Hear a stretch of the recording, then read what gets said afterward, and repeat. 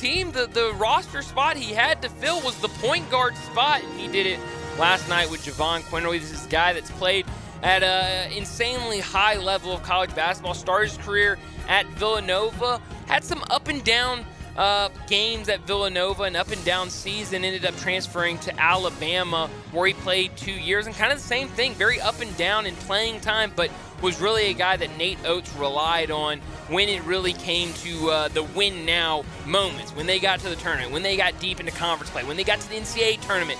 He was their go-to point guard, even over a guy like Jaden Bradley that was a very sought-after young point guard. So I think this is a great addition. Now you kind of wait and see what happens with DeAndre Williams. Will he be back for another year? And if you get him back, you have an opportunity to be an extremely talented basketball team this year, and we know they're going to need it, and they're going to need it early. We're going to talk to Jason Munns later, and I want to get his opinion on what's going on with Jordan Brown, the center they got from Louisiana. There's thought that there could be some academic issues for him, but they're going to need this whole roster for that start of the year when they go through what's going to be an insanely difficult non-conference slate.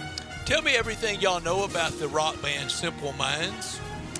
Got anything? Nothing, no. Their hit song was Alive and Kicking. And that's what Tiger basketball is. It's alive and kicking. With the roster news that we got last night, and they had to get a proven point guard. You just can't go into a year even trying to slide somebody over and run a little point every now and then, or to try to teach somebody how to be a point guard. I think they're born, and Javon Quinterly was born to play point guard, proven big-timer, and the money came through, and that's a good thing. It's a real good thing. And the Tigers landed Javon Quinterly. Money talks. It's the era we're in. I think embrace being able to go out there and throw your weight around. And that's what Penny Hardaway, the Tiger program, did, and it's worth it. Not top story of the day. Well, my not top story of the day is things just continue to get worse. Hard to believe it could get worse for Northwestern after having to fire their football coach a few days ago for hazing scandals, and we heard the stories of what former players were saying that was going on in the locker room and around this program. Today, Northwestern fired their head baseball coach after only 1 year as the head coach of Northwestern. They cited bullying allegations for him, just a very toxic environment around that baseball program. But I think you really have to kind of step back and look at this Northwestern athletics program and start asking, when's the AD gonna get let go, or when does he step away? Something's got to happen when you have in the same week, not only in the same year or any amount of time, you have to fire two coaches for very similar things. But the same week, 3 days apart from each other, you fire your football coach for hazing, you fire your baseball coach for bullying allegations.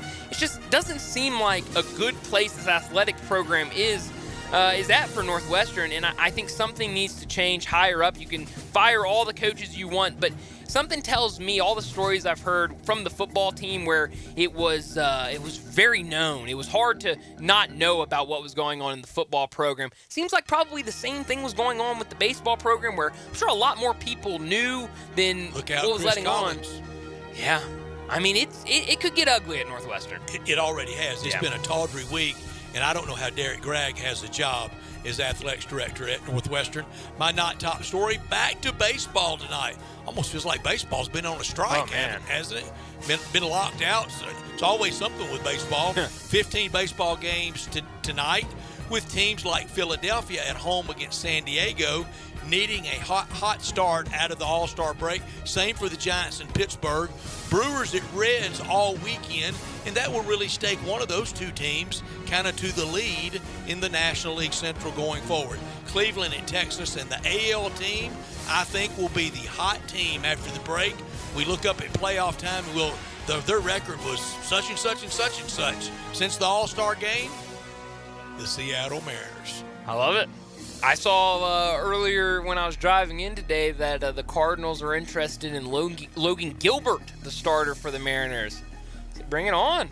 What, to finish in fourth place? Wow. This is the same Twitter account that Bryant would send me once a day last year. It's always some erroneous trade rumor based on like Joe Random on some message board, some obscure message board. No, you got to read the story. You don't trust Joe Random? To it. I don't. You know who it cites? Who? Derek Gould from the St. Louis Post-Dispatch. So, I mean, that's... I would love to see Derek Gould's tweets about it. Well, yeah, that's very true. I bet he's running from that guy's sighting. I'm sure he is, but Cardinals got to do something at the trade deadline, I think. I think Joe Random's a pretty nice fella out there on Twitter. I think so, too. I think you're giving him a bad rap. But I'll do it for top and not top story of the day. Let's go ahead and get to our first break. When we come back, we'll talk to Alan Bell from CBS Sports. Join the voice of the Tigers, Dave Woloshin, for Wolo and Friends. Weekday mornings from 10 to 11, here on Sports 56 and 98.5 FM.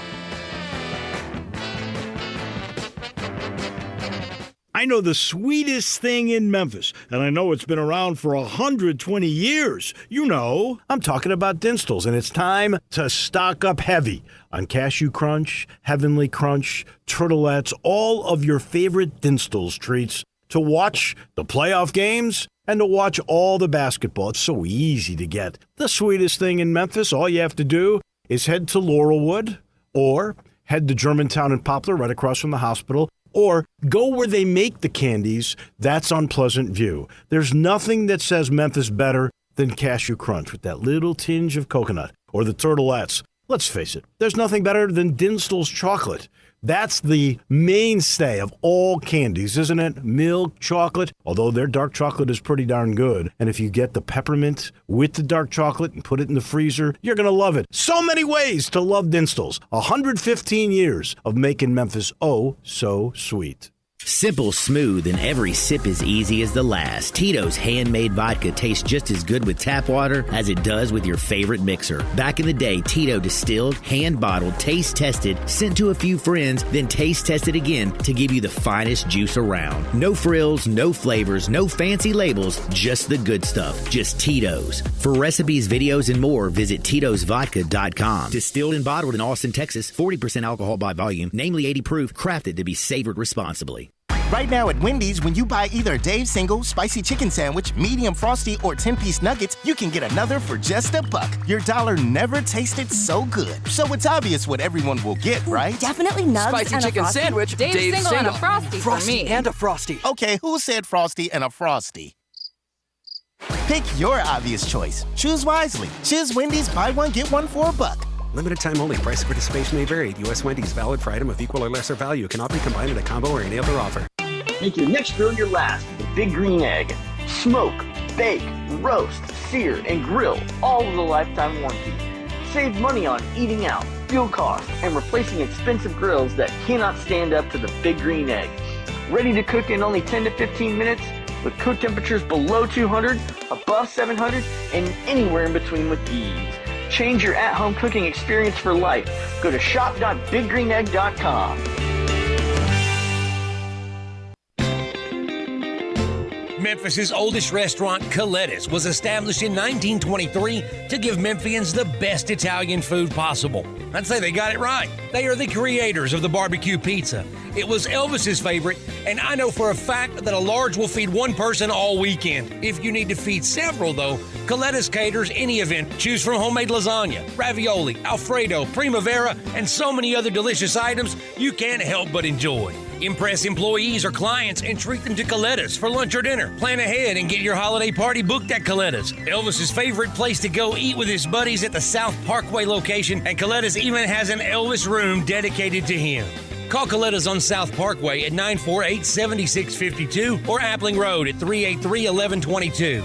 Coletta's. It was Elvis's favorite, and it should be yours too. Coletta's, now celebrating 100 years of Memphis' best Italian food. Now back to Sports Time on Sports 56 and 98.5 FM. This hour is brought to you by Lexus of Memphis. Here are your hosts, Brett Stats Norsworthy and Bryant Dacus. Welcome back into Sports Time. Bryant Dacus, Brett Norsworthy, Jay Morgan Harder with you, and joining us now from CBS Sports and Sportsline, Alan Bell joins us now. Alan, thanks for joining us. And if you're listening right now and you're not a part of Sportsline, you need to sign up. They're giving picks all the time. You can set it up where you get notifications when some of the handicappers make their picks. And Alan, I have notifications on for you. And yesterday I get a notification that Alan Bell has posted a pick for an NFL game on September 10th. Is that when it is? September 10th. That's right. Opening weekend. That's a long ways out to be making NFL picks. It is. First off, man, I appreciate you guys having me back. Second off, you know what? Hey, it is a long way, and I never advise anyone taking picks 5 weeks in advance. However, I'm just going to tell you, the Titans and the Saints, week 1, under 42. The Titans have no offense except Derrick Henry. The Saints are breaking in a brand-new quarterback, Derek Carr. The Titans are breaking in a brand-new offensive coordinator, and both of these teams have excellent defenses. The Saints have a great run defense. The Titans have a great pass defense.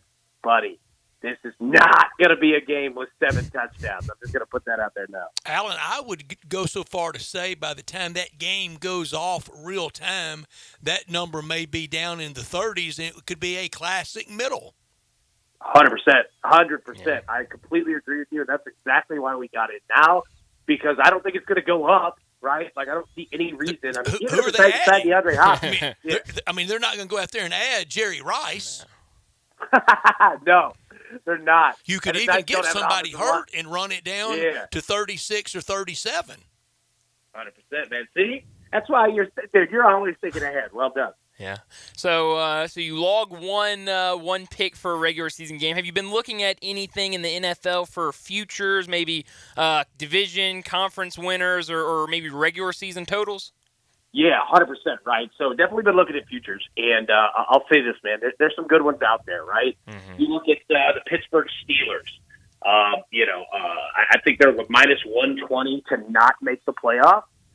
Yeah, bet that, and I'll tell you why. It's nothing against the Steelers. Mike Tomlin, I love the dude. I wish I could have Mike Tomlin around me in life every day, right? Like, he is just an awesome, awesome guy, awesome coach. But look at that division, dude. The Ravens, playoff team. The Bengals, a playoff team. The Browns could be a playoff team. They're not sending 4 teams to the playoffs, and I think that the Steelers have more questions than anybody up there. So, yeah, I'm gonna fade that one. Also, the Jacksonville Jaguars, all right, over 10 wins. Now, most futures or most bets always have a hook, right? Mm-hmm. 9.5 wins, 10.5 wins. The Jaguars are set at 10, so you have push insurance if they land at 10. But here's the deal: the Jaguars play a division in the AFC South. They could sweep the Texans, they could sweep the Colts, they could sweep the Titans, and it wouldn't necessarily surprise me. So let's say that's 5 or 6 wins right there. They play 2 games in London. That's a home game for them. They're used to doing it. Other teams never do it, right? Like the Jaguars over 10 wins. Those two, they make a lot of sense. Yeah, I like that, and I expected this time last year for the breakout year for Trevor Lawrence. I think he takes a step even bigger this year than he took from 21 to 22 next year. I think he really lights it up. Alan, I would just wonder in the betting world, I'll ask Bruce Marshall this. I just wonder who in the betting world, because Bruce was probably there when it was established. I wonder what league threw the hook out there first. NFL, NBA, baseball's really not even a point spread. It's money line, so you almost wouldn't think it'd be baseball or hockey. But I bet you in the early days of NFL college football, that's where we got the half points thrown in. You know what? I was just going to say, I bet it's college football. I bet it is. To be completely honest with you, I bet that it is, right? I bet that it was probably, I'm not going to say SEC, I'm going to say probably in the Southeast. Right? Like, I feel like that makes a ton of sense that somebody probably realized, your local establishment, so to say, somebody realized that, you know what? Let's put the onus on the customer here, not on us. But that's a great question. Yeah, I'll be listening if you ask Bruce that. I would love to hear the answer. Because I don't know, but my guess is going to be college football. And we know the NFL is a 3, 3.5, 6, 6.5 game. Yep. Yeah. 100%. You know what? You bring up a good point. All right, real quick. For anybody that's brand new to betting and you're going into the football season this year, whether it's college football or whether it's NFL, What he just said right there is incredibly important of understanding how games or how points are scored in football. 3 points, 6 points, 7 points, right? Understanding the difference if you're betting a favorite and you get them at -2.5 compared to -3.5 is massive because -3.5 is now 2 scores, right? And you could keep going on at 7, at 10. But what you just said right there is unbelievably important of the value between, under 3, over 3, et cetera. Keep going. Great point. Alan, thank you. Compounded by how we changed the extra point in the NFL. It's not automatic anymore. I mean, it's not run whatever kicker out there, and it's going through every single time. 100%, man. 100%. And you have teams. We just talked about it. Mike Tomlin, the Pittsburgh Steelers. They average going for a 2-point conversion like every 2 to 3 games over the last 2 years. Like, they go for it a lot. Sometimes it works, sometimes it doesn't. But, yes, like what you just said, the extra point, moving it back, 100%, man, it is not automatic at all. Last night marked 3 weeks until the Hall of Fame game, and tomorrow marks 6 weeks until week 0 in college, 7 until everybody goes, and 8 until NFL goes. Wow. We're almost there, man. We're almost there. Really yeah. are. Do you? I know the answer to this. It's why you chose it as occupation. You could do a lot of different things. I know you love the run up, the study, the intricacies of all the numbers and all the minutia. 100%. And I'll tell you what, I'll give you one right here. And I've lived off of it the last 2 years, and it has paid bills for me in the sense that it used to be forever. All right, let's just use college football. All right, but it works in the NFL too, but more college football. It used to be forever that defense was ahead of offense at the beginning of the year, right? Like, that was the mantra. It was right. It is completely flipped the last couple years because you only have so much time of practice. And understand this, all summer, offenses can run. They can get together and run, They're running 7-man 7 drill. and 9 routes right now. Mm-hmm. Absolutely. Defense needs someone to practice against, and they don't have time to do it. So now when you see these totals and numbers come out in week 0 and week 1, bet overs. There are a ton of points that are scored early because offenses are light years ahead of defenses. So great point by you. Mark that one down. Absolutely. Don't think that there won't be points. There'll be a ton of them. Only one place to practice tackling, and you don't do that out there in the summertime in shorts. Nope. No, not at all. Talking to Alan Bell from CBS Sports. Alan, last Friday when we had you on, we were just kind of getting started with the All-Star Week festivities, and you said that you kind of wanted to stay away from a lot of these MLB games, especially the games, maybe player totals or something you would attack because you weren't sure of the motivation with some of these teams going into All-Star Weekend. Is that kind of the same thing these first couple of days coming out of the All-Star break? Because some of them have been at home longer than they've been since January. Right, I know. No, that's a great question. And, I think the opposite. I think that you're going to find teams and players that are absolutely motivated because now, it's basically the run starts now, right? So I think that, one, you're going to have teams that, I'll give you a perfect example, the Atlanta Braves, okay? They play the best baseball, arguably, across Major League Baseball going into the All-Star break. But you had some hitters that, are studs for them that really were playing well. Austin Riley being one of those guys, just hitting awful for 2 weeks leading into the All-Star game. Mm-hmm. I think tonight is going to be a big one for him because he's a guy that wants to get back on track. You look at the Cincinnati Reds playing great baseball, right? Look at the Texas Rangers. Like, to answer your question, I think it's the complete opposite. Now, not everyone's going to come out on fire, but I think you're going to have more teams that do than not because now it gets real and they're rested. They feel good. 100%, yes. Yeah. The Tampa Bay Rays, we know the start they had back when everybody was 0-0. They went into the break leaking oil, scuffling. Lucky to salvage one last weekend against the Braves. I don't know that I would do it right out of the break, but if they won that first two, I would jump on riding them coming out of the break to like they started the season. Absolutely, yes. And that, you know what? That's the perfect example right there. That's the perfect example because you're right. Tonight, who knows, right? Like, might not be the best, but like you said, give it a couple of, couple games let them to get get their in there. legs under them a little. Mm-hmm. Absolutely. That's the perfect point, my man. Absolutely. Yeah, I like that one too. I'm curious. We got the first game, I guess, of the night starting here in a couple of hours. The Padres versus the Phillies. I think kind of an interesting pitching matchup between San Diego and Philadelphia. Yu Darvish, 5-6 with almost a 5 ERA for the Padres. For Philadelphia, Christopher Sanchez, who's 0-2, but he has a 2.84 ERA. Is there anything you like in this first game tonight? Yeah, that's a great point right there, right? I'm fascinated to see Yu Darvish and right and what he looks like because, I mean, like you said, it hasn't been his normal stuff, but when this guy is on, I mean, he is just out of control. Good. That being said, you know what? I am going to go with the Phillies here. I think the Phillies playing at home put up some runs. Also, if Darvish does not have his stuff, I bet that they might pull him earlier than they normally would. And I think that you could see that across, all the teams, not only tonight but tomorrow as well. So, you know what? Give me the Phillies here. And I also kind of like the over of 9.5.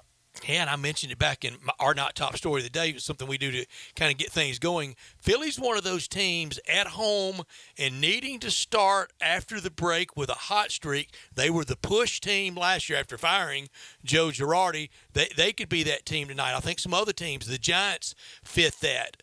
The kind of the winner this weekend of Milwaukee and Cincinnati, that gives somebody a leg up in the Central. Yeah, it definitely does. It absolutely does. And on top of that, look, and I'm with you, Milwaukee, Cincinnati, that one's going to be great. I can't wait to see it. The Dodgers at the Mets. All right, the Mets, were hot there, but about a week before the All-Star break, they just tanked and fell off completely. And they really didn't look too good in the All-Star break in the game and the home run derby as well in terms of Pete Alonso. And the Dodgers are on absolute fire, right? So, I think those two games, man, absolutely. Who mailed it in more at All-Star, whether it was home run derby or the game? Pete Alonso or Mookie Betts? Neither cared about being there. No, and I'll say this, absolutely Pete Alonso. Mookie coming in, kind of joked about it. He was like, look, I can hit home runs, but I'm not built to hit multiple home runs, right? Like he kind of joked with himself, right? Alonso, he's obviously an excellent player, but dude, you could tell he kind of lives in his own head at times. He wanted to be at a long drive contest more than he did that home run contest. Yeah, he did. I would definitely give that answer to Alonso because it wasn't pretty coming in to the All-Star break as well. That dude's been in his head for a couple weeks now. Real quick before we have to break, Alan, I have to say goodbye for today. I know I'll see you next week. The punishment from the NCAA today for Tennessee football, your first thoughts, kind of my first thought was they really hit Jeremy Pruitt. And also, to anybody that thought the NCAA was dead, they rose from the dead today. I mean, Tennessee they didn't get a bowl ban, but the NCAA still handing out punishment. Yeah, they did. You know what? And I think that the NCAA is going to continue to do it because they need to find their footing as well, right? And they're mad. I'll say I don't think it's necessarily, I don't think it was a bad ruling, right? Like Tennessee was doing some stuff, man. Yeah, they were definitely doing. They were some letting stuff. it rip. Yeah, like 100%. The fact they didn't get a bowl ban, if I was Tennessee, I'd be happy with that because it could have been a whole lot worse, buddy. Yeah, it definitely could have. But, Alan, thanks so much for joining us. Good luck this weekend. We'll do it again next Friday. Hey, look forward to it, guys. You have a great weekend. Thank you very much, Alan. Good luck to you this weekend. And the Tennessee decision today, no bowl ban. That's the top line. The scholarship stuff spread out over time.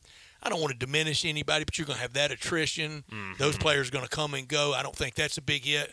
Financially, $8 million. It's a lot, but I think Danny White could call about one or two people, and they could take care of that, and they get it over with. Mm-hmm. And we know here with the Tigers, we know with Ole Miss, we know with everybody that deals with the NCAA, you just want that resolution and it's over go away.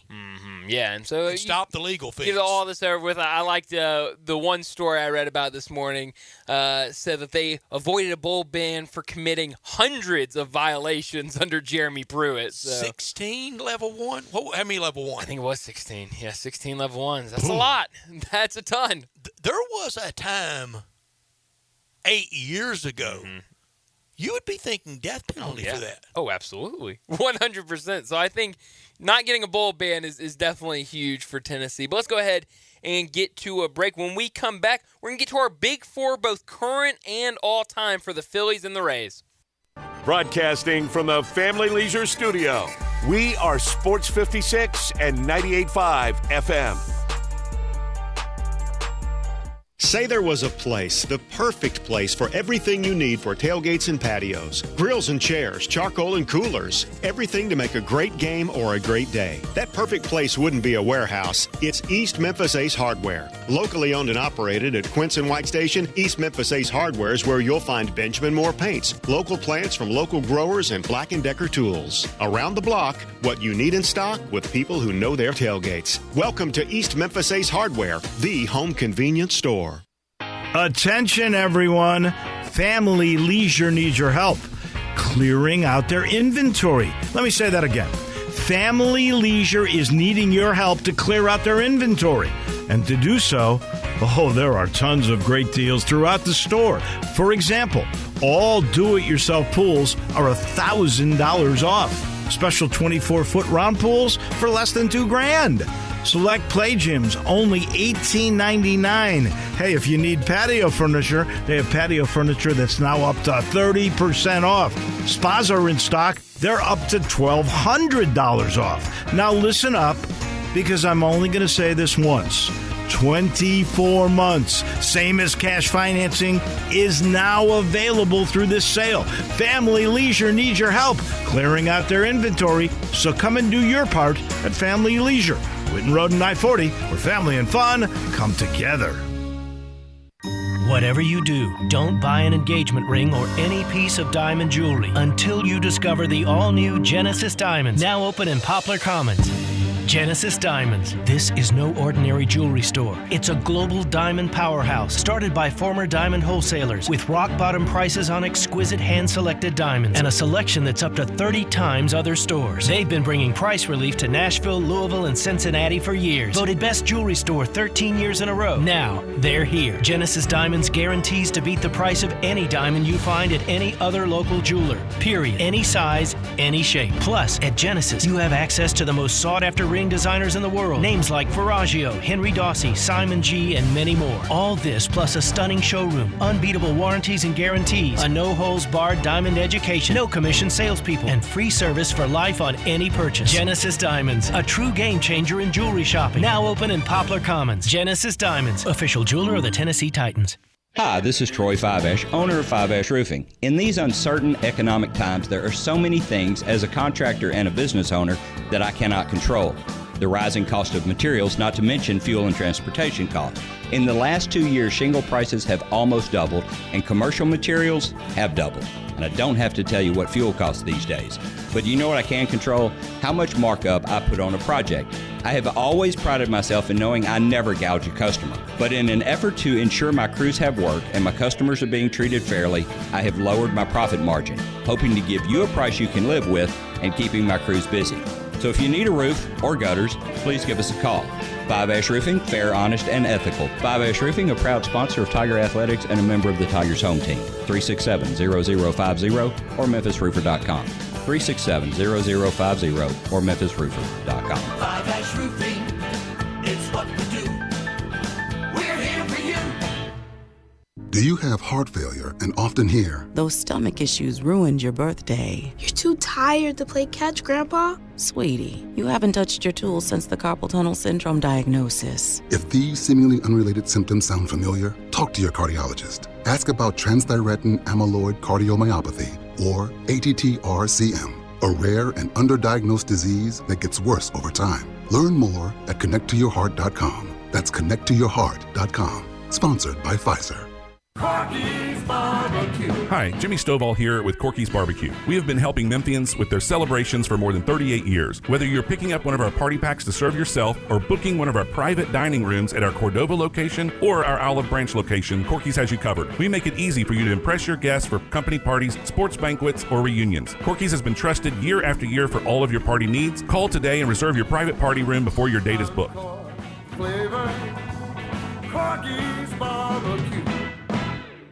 Now back to Sports Time on Sports 56 and 98.5 FM. This hour is brought to you by Lexus of Memphis. Here are your hosts, Brett Stats Norsworthy and Bryant Dacus.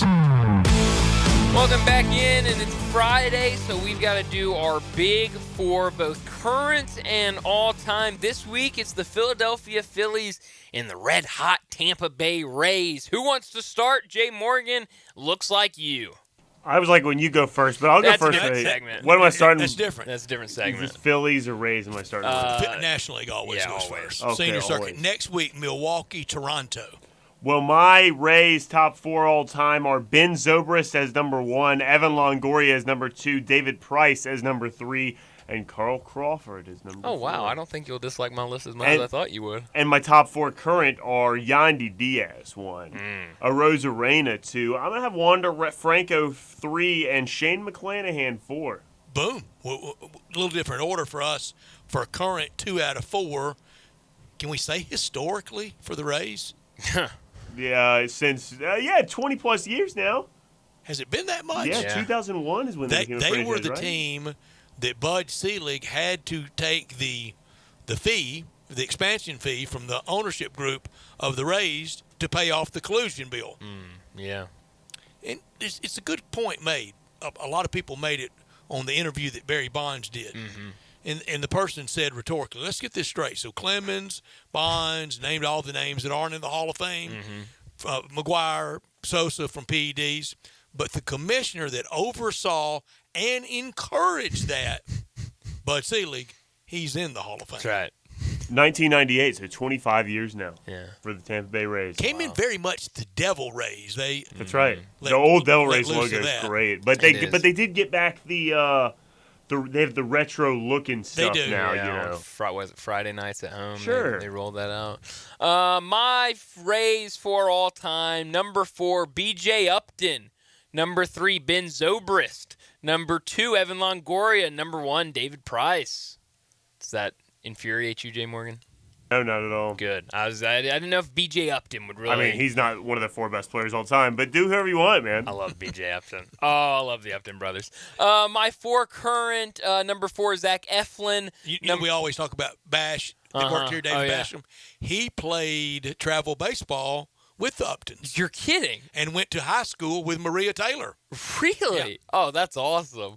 My 4 current Rays, 4, Zach Eflin, 3, Shane McClanahan, 2, Randy Arozarena, and number 1, Wander Franco. All right, from me now for the Rays. 1, Shane McClanahan. 2, Randy Arozarena. 3, Wander Franco. 4, Yandy Diaz. All-time, Evan Longoria, 1.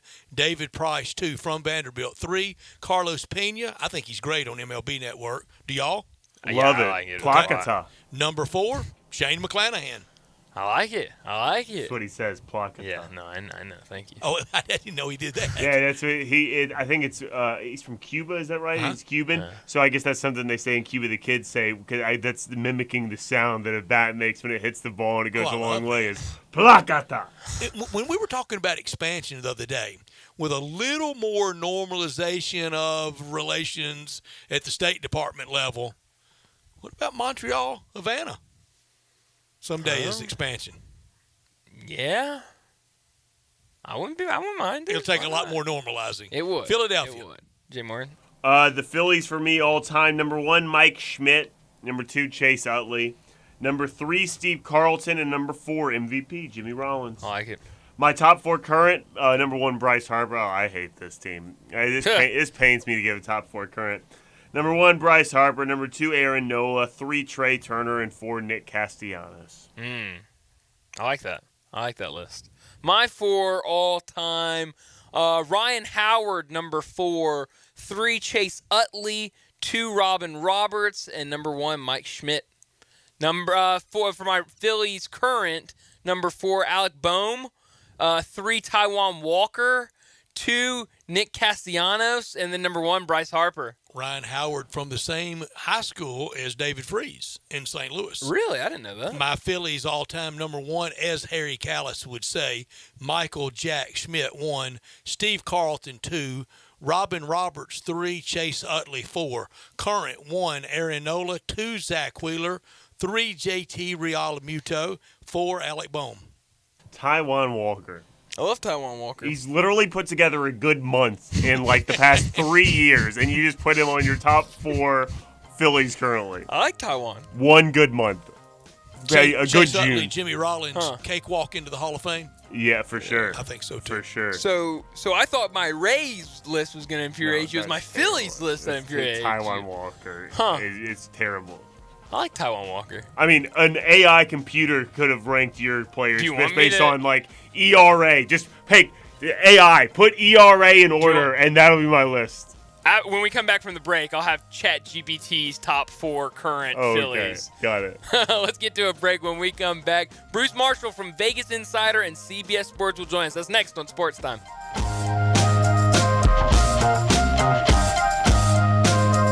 Is your roof leaking? Do you have water damage on your ceiling of your home or business? Do you need assistance gathering much-needed data and images from your storm-damaged roof for an insurance claim? Call Metro Builders, roof and restoration specialists, and schedule your free inspection. At Metro Builders, our team of Hague-certified technicians and fully trained estimators are ready to come out and evaluate any concerns you may have. Metro Builders Roof and Restoration. We accept all insurance carrier scopes. Call Metro Builders now. Each and every day, we provide clients many different types of data and estimates for their insurance carrier. These include estimate and photo reports of all damage, from the roof to water damage on rafters and ceilings and even studs and plates inside walls. Check out the local BBB for our 27-year history in construction in Memphis, or check us out online today at metrobuildersmemphis.com. That's metrobuildersmemphis.com for your local residential and commercial roofing and restoration experts. Call me. 901-375-1717. That's 901-375-1717. Shop end-of-season deals during the Truckload event at Lowe's. Right now, save on major appliances and get an additional 10% off in-store clearance appliances. Plus, take up to 70% off select vanities, like the Allen & Roth Vanity Combo. Was $1,399, now $409. Get great deals now. Lowe's knows savings. Lowe's knows home improvement. Valid through 7/19. Exclusions apply. While supplies last. Selection varies by location. See Lowe's.com for details. Did you know nearly 40% of men under 40 and over 75% of men over the age of 40 experience sexual performance concerns? At the Memphis Men's Clinic, their experienced physician performs a comprehensive evaluation that determines which specific issues may interfere with your sexual performance. These issues can vary and range from anxiety to medical issues, low testosterone, or erectile dysfunction. The Memphis Men's Clinic has evaluated hundreds of men of all ages over the years and reestablished a normal sexual life. The Memphis Men's Clinic will work aggressively to resolve issues and allow you to restore your sexual health and overall well-being. That's the Memphis way. If you're 20 years old or 90 years old, come and get cared for the Memphis way. Treatment that's based on your specific needs after a professional clinical evaluation by their experienced board-certified physician. Call the Memphis Men's Clinic today at 901-443-0475 or visit memphismensclinic.com. Research shows people ignore radio ads. While I want you to remember that Liberty Mutual customizes and saves you hundreds on home insurance, I know no one's listening, so I can say anything. I can even tell Jenny that I never stop thinking about us. Sometimes I almost call, but I only truly feel safe revealing this in the privacy of my nationally broadcast radio ad. Only pay for what you need at LibertyMutual.com. Savings may vary. Underwritten by Liberty Mutual Insurance Company and affiliates. Excludes Massachusetts. Liberty, liberty, liberty, liberty. College football season is approaching quickly, and that means it's time for SEC Media Days. Brett Norsworthy will broadcast live from Nashville Monday through Thursday, previewing the upcoming season and bringing you interviews with players, coaches, and SEC insiders. Tune into Sports Time with Stats and Bryant Dacus from 3 to 6, and also hear from Stats on other shows throughout the day. SEC Media Days coverage on Sports 56 and 98.5 FM is brought to you by The Butcher Shop, Landers Ford Collierville, Ronnie Grizzani's, Memphis Tourism and Sports Council, and The Commissary. We are Sports 56, WHBQ Memphis, and W253 DF Memphis, Flynn Broadcasting Stations. Now back to Sports Time on Sports 56 and 98.5 FM. Here once again are Brett Norsworthy and Bryant Dacus.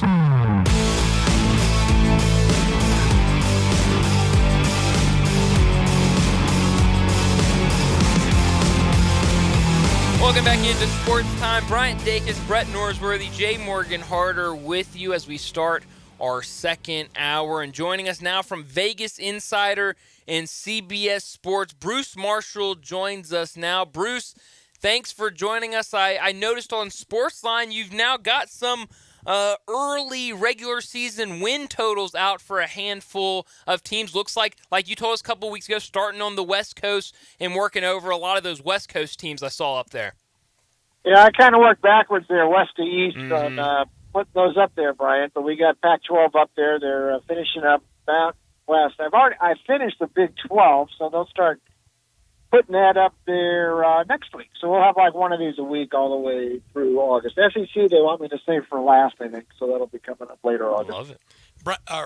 Bruce, at 4:30, we're going to have an exercise where we go over the top 10 college football programs over the last 30 years that are underappreciated. And Utah is at or near the top, I think, of just about every single list. And after we do it, I'm going to ask who breaks through. When does Utah, and after back-to-back Rose Bowls, when does Utah break into kind of the League of Nations? Good question, Brett. I mean, I think they should probably already be there now, especially since, they have won very consistently since Kyle Whittingham has gotten there. My thought is when they're going to drop out. And I would worry for their sake it's when Whittingham leaves. That has been rumored each of the last couple of years at the Rose Bowl. And there was thought 2 years ago before Ohio State, last year before Penn State, if Utah won, that Whittingham would hang him up. He's still there. He's very underappreciated. But I would say, they're close to being there. Now, they may have to get into a Final Four before the masses consider them part of the elite, but I sort of consider them that right now. Yeah, and over Urban, over Kyle Whittingham, that's a lot of winning. Mm-hmm. Yeah, absolutely. Bruce, you mentioned the Big 12. You've already kind of been looking at that conference. They had media days earlier this week, so I've gone through and kind of listened to what most of the coaches had to say. But it was Kansas State that was one of the teams that stood out to me. I didn't realize last year that run game was so dominant for them. A big part of that was their offensive line, bringing back all 5 of their starting offensive linemen this year. How good do you think this Kansas State team can be after winning the Big 12 last year? Well, I think they're being a little undervalued here, Brian. I mean, they're like the 3rd pick, but well beneath Texas and Oklahoma, which I don't understand, especially Oklahoma being there. Now, Chris Kleiman has said, though, that replacing Deuce Vaughn is going to be something one guy's going to be able to do. So it'll be sort of a running back by committee. But, they having all those linemen back has got to be a plus, and they're never caught that short of running backs. I've come to believe that running backs are not to dismiss them any, but they're not all that hard to replace, and unless you get a really exceptional back, and then they're sort of hard to replace. And I guess you could sort of consider Vaughn that, but teams can fill in with running backs. I think it's more important to have the quarterbacks are kind of fleeting. They've got a quarterback they can win with in Will Howard, and they've got a coach and a staff that have been there for a while now and have proven they can win. So they've got continuity at coaching, they got continuity at quarterback, they got all their offensive line back, and that's a big head start. So I think they're probably, by me, the best value. If you want to pick a team to win the Big 12, Texas, you're not getting much of a price there at all. You're certainly not getting any bargain with Oklahoma, but at Kansas State at about 13-2 or 7-1, something like that. Not a bad price.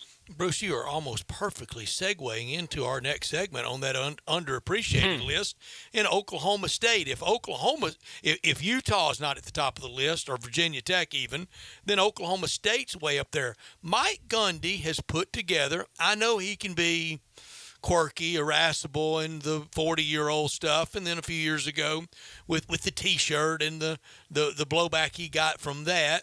I know he can be a little odd. He was very brooding at Big 12 media days over Bedlam, but he's Oklahoma State's guy. He's their Frank Broyles. He's their Johnny Vaught. He's their Bear Bryant or Nick Saban. He's their all-time coach, isn't he? I think so, because they weren't able to hold on to Jimmy Johnson for that long before he moved to Miami from there. Same for Les Miles. He got out of there while the getting was good. He did, but Gundy has stayed. I think he knows that's his place. He played there. He's a quarterback, and that's his place.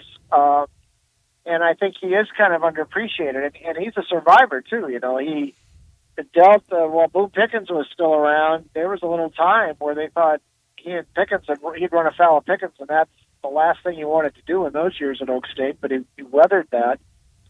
And the thing with the T-shirt was sort of ridiculous a few years ago, but whatever.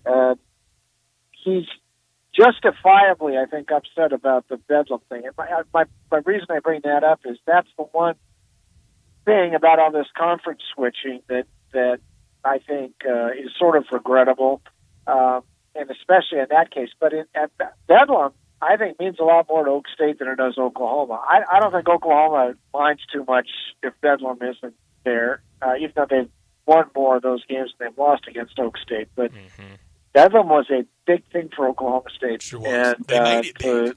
to lose that for their brand, I think it's going to hurt Oklahoma State more than it's going to hurt Oklahoma. Bruce, yesterday when we were talking about the end of Bedlam, we talked about rivalries that have gone away will go away, and some that will rekindle, and some that may, over the test of time, be bigger than some of the ones from the past. And I failed to mention this, and I got a really nice tweet last night about it. The person wasn't going in hard, but he was right, and I should have made this point yesterday. There's nothing worse than those big rivalries. And I think largely in Bedlam, Oklahoma State looked at it with a little more passion than OU did, because OU has the Texas thing. And I mentioned that yesterday, and I always felt like Memphis looked at Louisville basketball with a little more gusto. And I mentioned Arkansas and Texas in football. And I should have mentioned this, and this person made this point, and I wanted to clarify it today.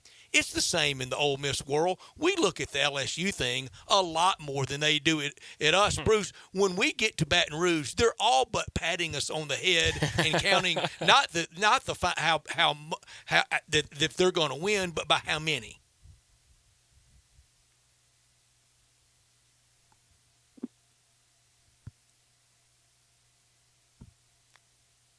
To lose Bruce? I'm sorry, I don't. Bruce, I'm back here now. Okay, I lost you there for a second. So, Bruce, when you look at these new teams in the Big 12, the biggest question I have is about UCF. You look at kind of where they're ranked in the preseason polls, and UCF is the highest team up there. I think number 6 I saw them. And Gus Malzahn kind of wants them to be a powerhouse. He proclaimed them as one of the 4 elite schools in Florida. What do you think they can do this year and moving forward? I mean, you've kind of got a coach that has been there before, and it seems like Orlando could be a great spot to build a Power 5 program. Well, it could, and they bring a lot to the Big 12, and they're sort of their own brand already, and they're going to be, they don't need the Texas stuff. I mean, they've got a pretty good foothold where they're at. Yeah. I would tell you that. By the way, I think they might, of these 4 coming in, I think they're the most likely to do something this year, partly because of John Rice Plumlee, who I think is a great college quarterback, especially the way Gus uses him. But I'm not so sure about Malzahn, really, and I'm careful to say that because I know he's won at times won big, but I mean UCF has had at times it's won big. They won big with O'Leary for a short period of time. They won with Scott Frost. They won with Heupel. So it's a place you can do pretty well, but I think their ceiling is higher than what they've shown the last couple of years. And I am not quite sure that Gus is the coach to get them to that plateau and keep them there.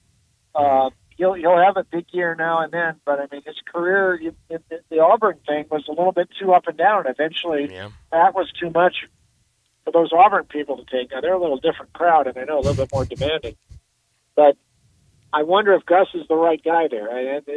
We'll see. I mean, there's indicators he might be and indicators he might not be. I'm not convinced yet that he is. They'll be good this year. And Plumlee, I love the quarterback, but downstream, is Gus really the guy? I'm not sure. I'm so with you. I even said yesterday, Bruce, that he almost yesterday was, copying this, bigger than big, Mr. College football coach. What's he wanting to roll around like he's one of the the grand figures of the game? I just don't think that he has, but he sure acts like it. In fact, I think the UCF job may be a little bit historical, and going forward will be like Arizona State in basketball. A bunch of good coaches take a swing at it, and nobody can really ever win anything that matters there. It could be. It might be a good analogy. And you could say Arizona State football, too. I mean, since Frank Push, I mean, they've had a lot of guys give it a swing there, and nobody's really stuck. So you wonder about that, too. I just wonder, though, the landscape here, and with all the things, UCF's not in a bad spot right now because of where the school, I mean, that school's got over 50,000 people now, I think. And it's a region there. It's like a regional school now. And they've got the new stadium there. And believe it or not, as many times as I've been to Orlando, and my daughter lives there, I've still never seen UCF because we're where it's at. That's the airport there. But it is a regional draw. They've got a big TV audience, that region right now. So, I mean, the arrows are pointing up for that school and that program. I'm just not sure, like you, Brett, that Gus is the guy to get him to the promised land. Well, we got a TV deal this week with the CW, but it wasn't the PAC. It was the ACC. When will the PAC get their deal? I don't know. They've got to figure on this membership thing too, and I think there are some, from what I'm hearing, and we may have touched upon this in past Fridays. There are some people and some schools in the league that are not necessarily on board with bringing San Diego State and or SMU into the league, and I think there's some concern that if they don't do something soon, those Four Corners schools might decide to leave. The Big 12 is not done expanding, I don't think, because they're going to have 2 more to replace next year. I know they added 4 this year, but they could swoop for the Arizonas and Utah and Colorado, along with BYU. That would give the Big 12 a nice western flank, and that's something they might do. But I think it's because, and more specifically, Stanford, Cal are kind of holdouts here from what I'm hearing, and they don't want San Diego State in the league. This is nothing new, though. Back in the 70s when ASU and Arizona came into the league, Stanford and Cal were the last to come on board for that. They complained about it then. And even before that, there was reports back in the early 60s that Cal and UCLA at that point didn't want to bring Washington State, Oregon State, and Oregon back into the league, which was part of the splintering of the PCC in the late 50s. There was some real bad blood there, but they left. Those 3 left the fold and then come back into the early to mid-60s. So this whole thing in the West Coast with some of these schools not being on board with other members coming into the conference, it's not a new thing, and I think that's what's going on with the PAC right now. For Cal, Berkeley, and Stanford, do they look at everybody else as just not their equal academically? Nothing will suit them? Yeah, but they look at that everything, not just sports. I mean, it's not limited to that. They think everybody doesn't go there isn't up to their standards. So it's one of those things. But yeah, it's a lot of the academic stuff. There's some real stuffed shirts there, and they thought of a California State school, same league as them. really ruffles their feathers. And San Diego State is like San Jose, it's like Fresno, it's like Long Beach fully. It's a Cal State school. Cal Poly's the same thing.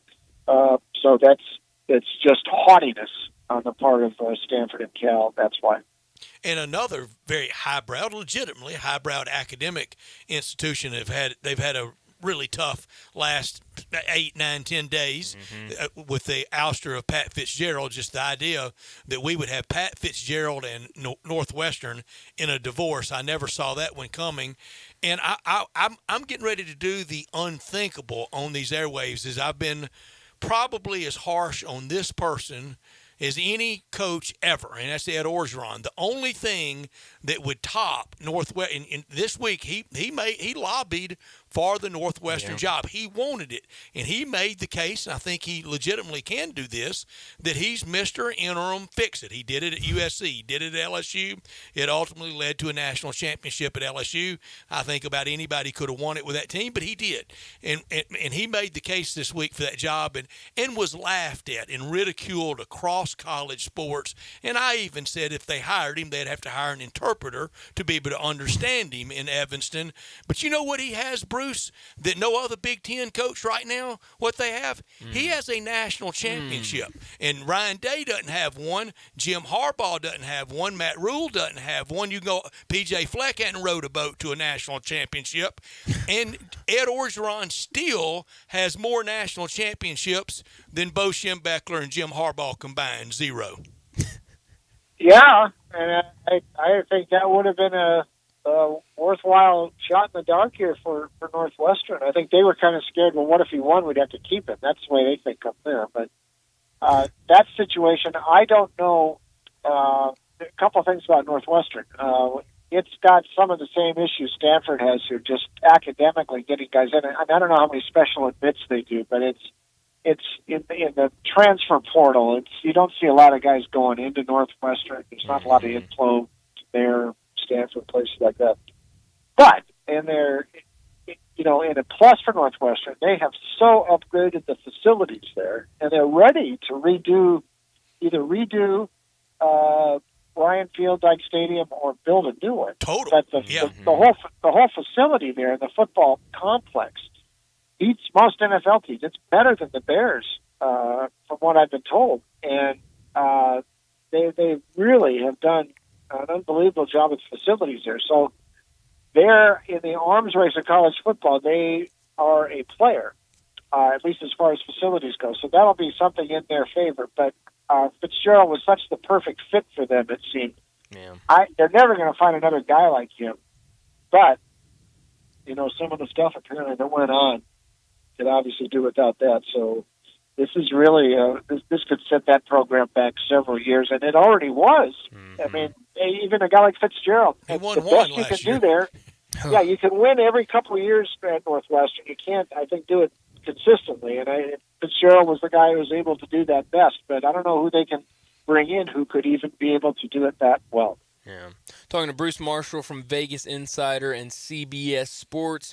Bruce, we're coming out of the MLB All-Star break. Who are some teams you're kind of looking at as we kind of get down towards really when, we got the trade deadline coming up in a couple of weeks, and then we'll really have teams start jockeying for playoffs, for those wild card spots. Who are some teams you're looking at to make a real push down the stretch here?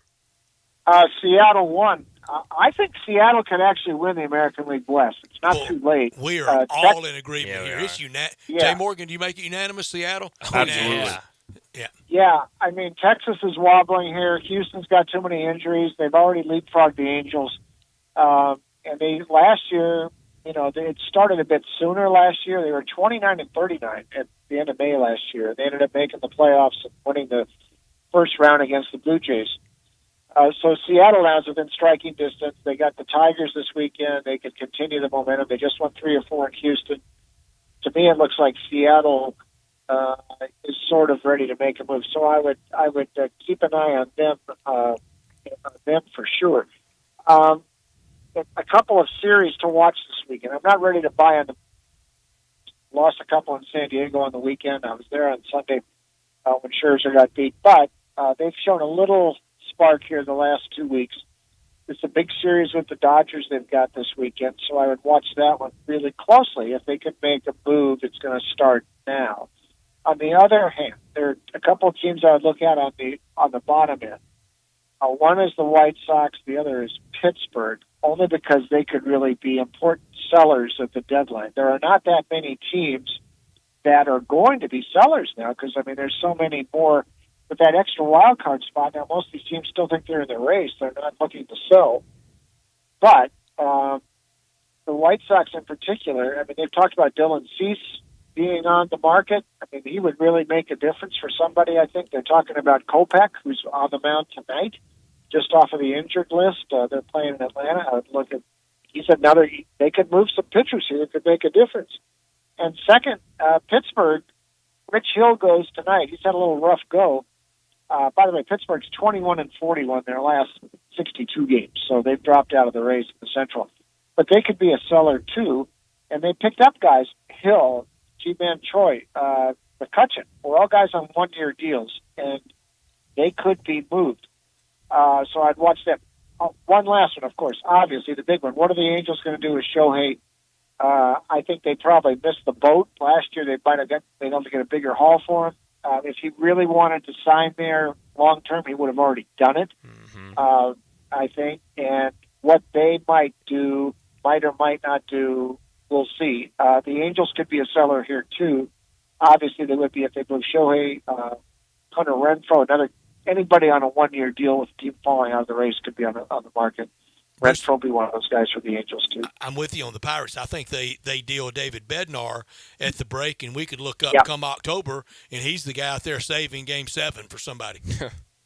Yeah, they could. Bednar would command a price, I think, so they'll look at it. Yeah. Before we let you go, Bruce, do you have any plays for tonight or this weekend? Yeah, I mean, some of these teams we talked about there, I'd go with the Mariners here tonight. I might do it on the run line. Castillo against Rodriguez for the Tigers. His comeback game for Detroit was not good last week against Oakland. He pitched well earlier. But let's just ride the Seattle thing for a while and see how that goes. I might take Houston tonight with France. He started to win some games now. They've scored some runs for him. Houston's not 100% yet. They don't have Altuve back yet. They'll get him back pretty soon. But you're going against the Angels. Shohei, I don't know why they're pitching him here. I thought they would wait a few more days to let that blister heal. And a perfect chance in the All-Star break to give him a little more rest, but they're rushing him back in the first start. I don't like it. They've lost 9 of 10. They're fading out of the race. Houston's a nice underdog tonight. I would give them a look. I might also give Miami a look with Alcantara tonight. He's pitched pretty good in 2 of his last 3 games. And I know Baltimore has been hot. They really hit the All-Star break really hot for sweep with Minnesota. But their one weaker link in their rotation the last month has been Dean Kramer. He goes tonight. Get a little bit of a price with the Marlins, so I might look that way as well. I like it. And where can we find more of you, Bruce? Check us out online, my write-ups. CBS Sportsline, sportsline.com. And so every day they're sort of dribbling in some write-ups here. I think we're finishing up the Mountain West this week. Next week, the Big 12. And a couple of write-ups over-under win predictions per day. So they got my stuff there. And picks every day at VegasInsider.com. Bruce, thanks so much for joining us. We'll do it again next week. See you in Nashville, Bruce. See you in Nashville. Okay. You got it. Bruce Marshall from Vegas Insider and CBS Sports. Like you said, Sportsline. You can go. You can already check a lot of his regular season win totals for some of those West Coast conferences. Kind of fun already seeing them pop up in July. Bruce mentioning that he was at baseball last weekend. He quietly cobbles together maybe the most eclectic in-person viewing in sport. I mean, we'll show up at MLS game, all the stuff in Vegas, college and pro. Makes a swing through the SEC every year to go to a Leaves game. the country and goes and sees European soccer. Leaves the country. If you leave the country, you doing it quietly? Some people do, I think. It's one of the reservations I have about this underappreciated list. Just how underappreciated are they if you go to back-to-back Rose Bowls? Good question. We'll get to that. Good question. We'll get to that in a minute. Let me tell you first about All-Star Chevrolet, and down at All-Star, you can get a new Silverado right now. right now, anytime next week, anytime before the end of the month, and you can get financing as low as 1.9 and have a payment-free summer. You can get that at All-Star Chevrolet, first exit into Mississippi on Highway 78. That's Kraft Goodman Road.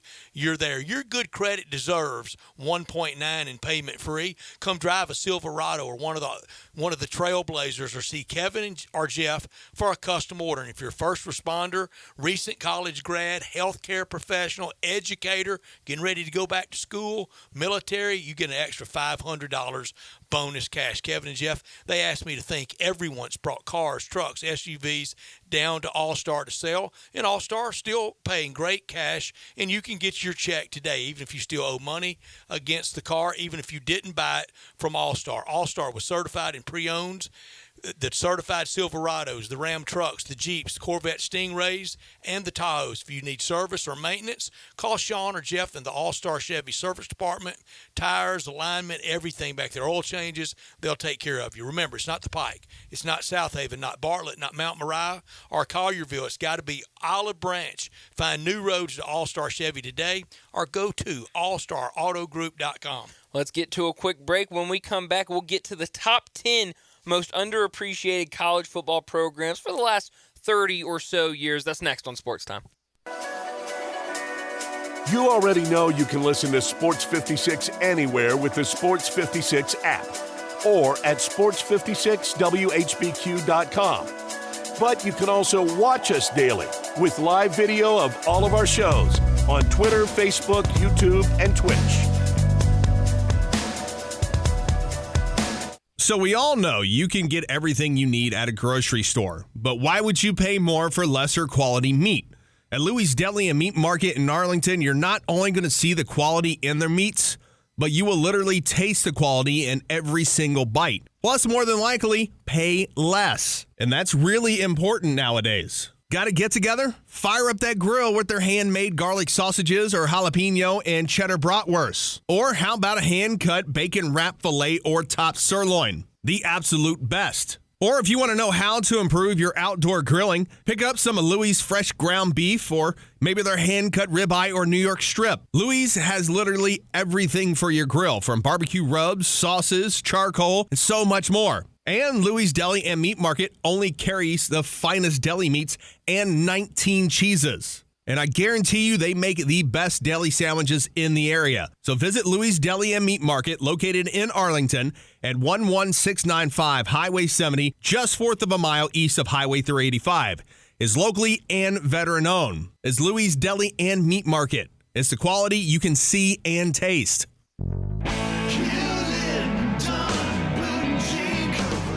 Hewlett & Dunn Boot and Clothing Company, we have it all. From handmade Amish leather belts, fine and casual clothing, boots, casual boots, work boots, fancy boots, and even safety-toed boots. Lots of cowboy hats to choose from, even Nebo lights, Orco hard coolers, good-looking duck head dress shirts, duck head caps, shorts, and pants. Tons of jeans from Ariat, Wrangler, Devil Dog, and Kimes Ranch jeans. At Hewlett & Dunn, we have a great selection of Old South t-shirts and caps. Fine clothing from dress to casual to Sunday best. Enjoy choosing from UFO's orthopedic-approved shoes. Hewlett & Dunn Boot and Clothing Company. Boots of every size, every color, every skin. Great quality Western, work, and safety toe boots. Hewlett & Dunn Boots and Clothing Company. 111 North Center Street, Collierville. Hewlett & Dunn. Hewlett & Dunn, serving you and your family since 1961. Texting enrolls you in recurring automated marketing text messages. Consent not required to purchase. Message and data rates may apply.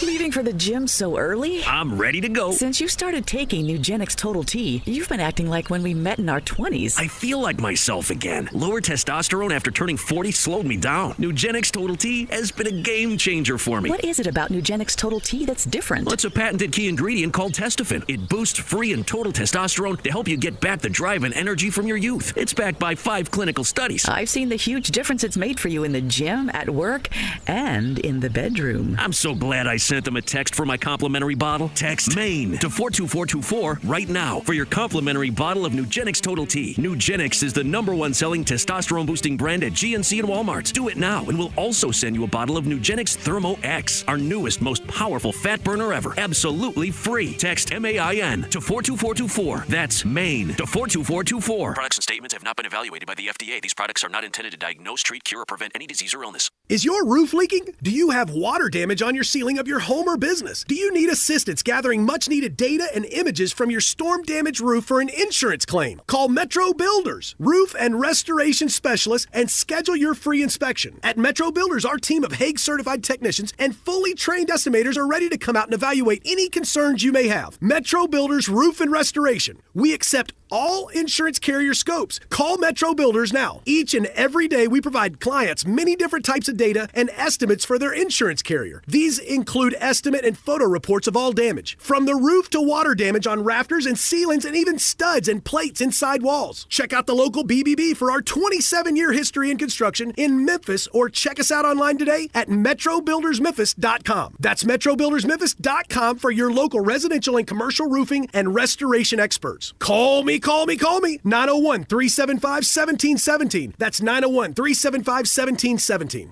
Hey everybody, I'm out here at Olive Branch at All Star Chevrolet, and not only can you get a new Silverado this week, you can get financing as low as 1.9% and have a payment-free summer. And guess what? Your good credit deserves it. Come drive a Silverado or one of these Trailblazers, or see Kevin or Jeff for a custom order. And if you're a first responder, educator, military, recent college grad, or healthcare professional, you get an extra $500 bonus cash. And Kevin and Jeff asked me to thank all of you who are bringing your cars and trucks here to sell, because All-Star is still paying crazy good money and can get you a check today, even if you still owe money on it. And All-Star's certified and pre-owned selection is loaded. Certified Silverados, Ram trucks, Jeeps, Corvette Stingrays, even Tahoes. And if you need service or maintenance, call Sean or Jeff in the All-Star Chevy Service Department. Remember, it's not the Pike, not South Haven, not Bartlett, Mount Moriah, or Collierville. It's got to be Olive Branch, people. So find new roads to All-Star Chevrolet today, or go to allstarautogroup.com.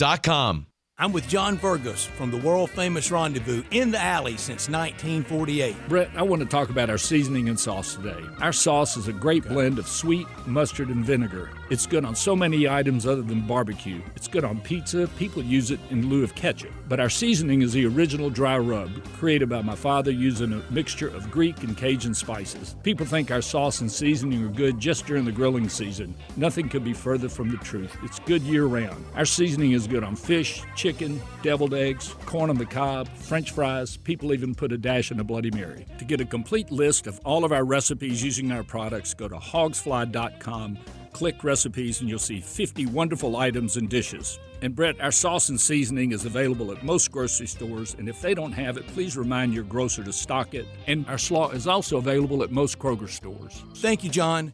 The Rendezvous, Mr. Charlie Burgos' Rendezvous in the Alley since 1948 and celebrating its 75th year. Now back to Sports Time on Sports 56 and 98.5 FM. Here once again are Brett Norsworthy and Bryant Dacus. Another week and another top 10 list. This week, the top 10 most underappreciated college football programs over the last 30 years. Y'all understood the assignment, right? Yes. You got it, Jay Morgan? I know the way I played it. I can't. If there's anybody that misinterprets the games, it's going to be me. Every time. Brian's going to mispronounce the names, and I'm going to misinterpret the games. Speaking of names, my guy Taylor Warbelow, didn't even make the cut. Yikes. Terrell Hatton played a great ground today. You could go the very rare winning the other event with Lucas Glover, LG, and hitting the double, not quad, but double for the shot pick at the Scottish Open. That would net you about $7 million. If you did all that, that's all I needed was a two. You're just waiting for this week. If you did all that, you would go to about $16 million. Wow. Still in last place. would put you in a tie with Bryant for third. Wow, welcome. Wow. Welcome to the club. Welcome to the party. It's party 2. How about that? I was trying to tell y'all a few weeks ago it was not over. It's not over. You get to third. I'm just T3. trying to make smart picks, you know, and maybe let the picks encourage my bets, and bets encourage my picks, and vice versa. Wow. Robert McIntyre, top Scott. Bobby McIntyre, the left-hander Bobby McIntyre. I like him a lot. The Scott. Yes, Scott. Yeah. Top Scott is what I have. Very Right. good. The Southpaw. I made 4 golf picks on Wednesday with John Goin. I have 3 already missed the cut for the weekend. How many of mine have missed the cut? Both of them at the Scottish. Yikes. And you're doing fine at the other one. We're alive at Barbasol. I love it. I missed both at Barbasol and 1 at Scottish. Yikes. And we didn't pick the American Century Championship, which I'm disappointed in. Who would have your pick been? Marty Fish. I always take Marty Fish. I'll take Tony Romo. However, That's at Lake Tahoe this weekend. It's at Lake Tahoe this weekend. Steph Curry playing? Yes. He always does, I think. I bet Marty Fish was one of those that anything he played his whole life he was good I bet at. it seems like it, doesn't Racquetball, it? ping pong, shooting pool, little baseball. I can't remember who the top odds were, but Tony Romo was there. He was pretty good at tennis. Marty Fish was there. That's right, got the yips, though, and famously had to stop playing, which is even more incredible how good he is at golf, is that... The yip sport. Yeah, that's right. He's just Driver yips, putter yips. He actually says it's helped him mentally just in life, because that kind of anxiety that could cause you to lose your career is probably going to hurt your life in other ways, too. And he says golf and getting really good at golf has helped his life so much to stay centered and not overthink each little stroke like you tend to do in golf, I suppose. I know kickers that have gotten the yips, but I've never known a quarterback, that couldn't make the little dump off pass. It didn't feel like they ever get them. Right? Yeah. No, you don't hear about it with quarterbacks very often. I'm trying to think of another example. Baseball and golf's the yippy sport. Very much so. All right, who wants to go first? I'll go. I'll go first because mine might Tony be. Romo's your favorite at. Marty Fish is up there. Give me another name that's up there. He's second. 3, Mark Mulder. Is that right? That's Former third. Cardinal. Yep. John Schmaltz is former Brave and former Cardinal. He's And former fifth, Cardinal. I believe. Get ready, Immaculate That's Grid. right. If he pops up. Steph Curry's about 8th in the odds. Now I know we're chewing up a lot of time here. I'm so sorry. No. But Immaculate Grid. Why did it just take off, or was I last to find out? No, it just took off fairly recently. They haven't even done 100 of these things, so it hadn't even been going for 4 full months yet. But it's been very popular. I love it. All right, here's y'all a pot of money. Although they got it wrong today, Brett. They had a Brave and a guy that hit 300 for the season. Put Javi Lopez in there, just assuming that he had to have hit 300. Said no, he didn't. Looked it up afterwards. Hit 300 4 times. It said no. 4 times as a Brave? Yeah, Immaculate Grid. I swear I didn't want to be the guy the other day, and I can't recall the exact one, but I thought it was a mistake the other day. I put in, and I thought, well, did I spell it wrong, or did I hit the wrong one? Maybe the same name, guy from a different era. No, and it wasn't taking it. Here's your pot of money. Y'all come up with the college football Immaculate Grid type thing. Oh, man. That's what I said. It'll be like fantasy baseball where all the other sports adapt this exact model because I think this is better than the basketball model they have where it gives you the silhouette of a player and you have to guess who it is based on what conference they play and all these different things. This is a way better game. I think so, too. Jay Morgan, go ahead. All right, so I might have played it the wrong way. I'm going to go 10-1 here. I'm so excited with my list, though. Number 10 for me is Hawaii. Not a great program. They don't always do a whole lot of winning, but they're late there for all the college football junkies that just want one more game to watch at the end of the night. College football bettors. And bettors. Bowl, had guys in Heisman votes. Colt Brennan. Tommy Chang. Timmy Chang. Timmy great. Timmy Chang, not Tommy Chang. I went Cheech and Chong. That's right. It's the T first name. Some really good quarterbacks, like you said, though. Number 9 for me is Georgia Tech. A unique football play style that I think people need to tune in and watch. It's exciting. It's part of the Saturday tradition. You got an early Raycom sports game. You turn on Georgia Tech and watch some bone. And they're outside of that their national championship is outside of that 30 years that we went to. So we kind of went 93. They were in there in the early 90s. Go ahead. Number 8, Appalachian State. You have one of the greatest upsets in the history of college football. Not a team that's necessarily on the marquee for winning championships, so you forget about them. But they're the upset team every year. You know, App State's going to get them one. And they had a great season a couple years ago where they started like 10-0 or something Big like start, that. Yeah, unbelievable. My number 7 is that what I'm on? Yeah, 7. Northern Illinois. I felt like I needed to get one MAC team in there because MAC has revolutionized televising college football, playing during the week. Northern Illinois has been the most proficient team they've had. And in 2003, with Michael the Burner Turner, beat Alabama at Bryant-Denny. And so Northern Illinois, another great example right there, number 7. Number 6 for me, Houston. The Cougs. Case Keenum, set a record for passing yards at Houston. They've had some really good programs there, and I feel like if you set a passing record, any kind of record like that, you deserve notoriety on the list. Number 5, number 5, Washington. Really good program UW. that I think has been consistent. At least Jake Locker more recently, but they're good right now as well. I think not necessarily a national contender. They play really competitive football. Brock Heward over a long period of time over there in the Pac-12. Number 4 is Boise State. Great team. Number 3, Kansas State, legendary head coach for a long period of time. Absolutely. Number 2, Virginia Tech, some legendary football games. And number 1, easy for me, not even a question, Iowa. The same brand of football for the last 50 years, I feel like. Give me the Iowa Hawkeyes, number 1. Iowa was so good, and it was a big miss by me.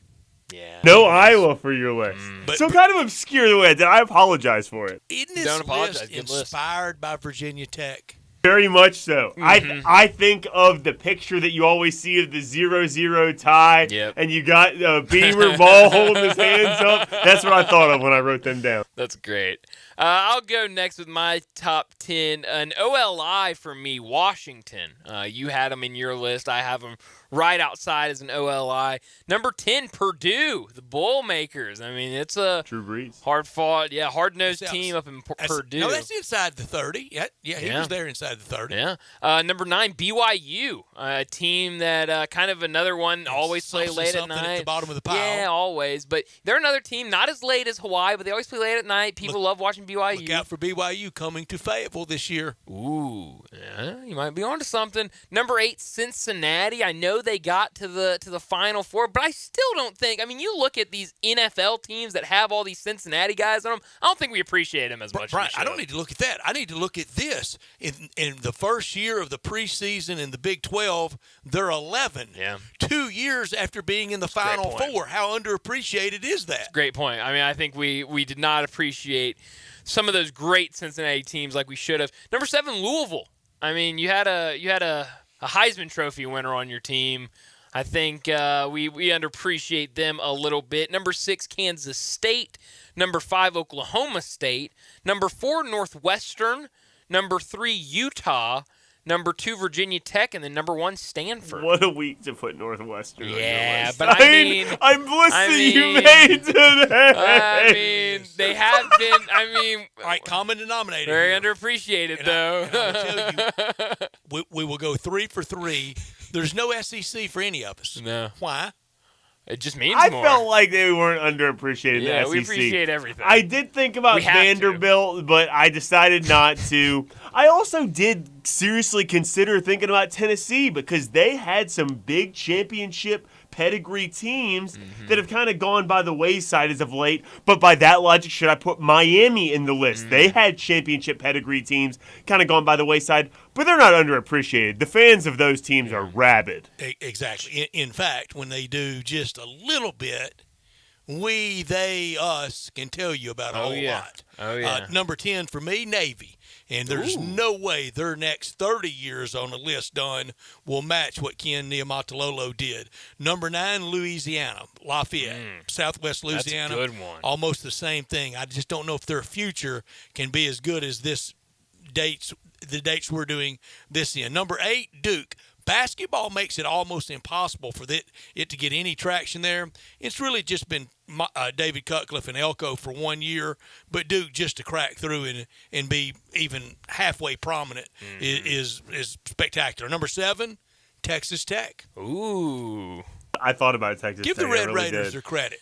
Give the Red Raiders their credit. With Spike Dykes, the late great Pirate, Coach McDreamy, 12 bowl wins in that time. Number 6, Minnesota. In that time, got out of that hideous Metrodome, got into on-campus great stadium, outdoors where you have to play in it, there where they practice in it every day.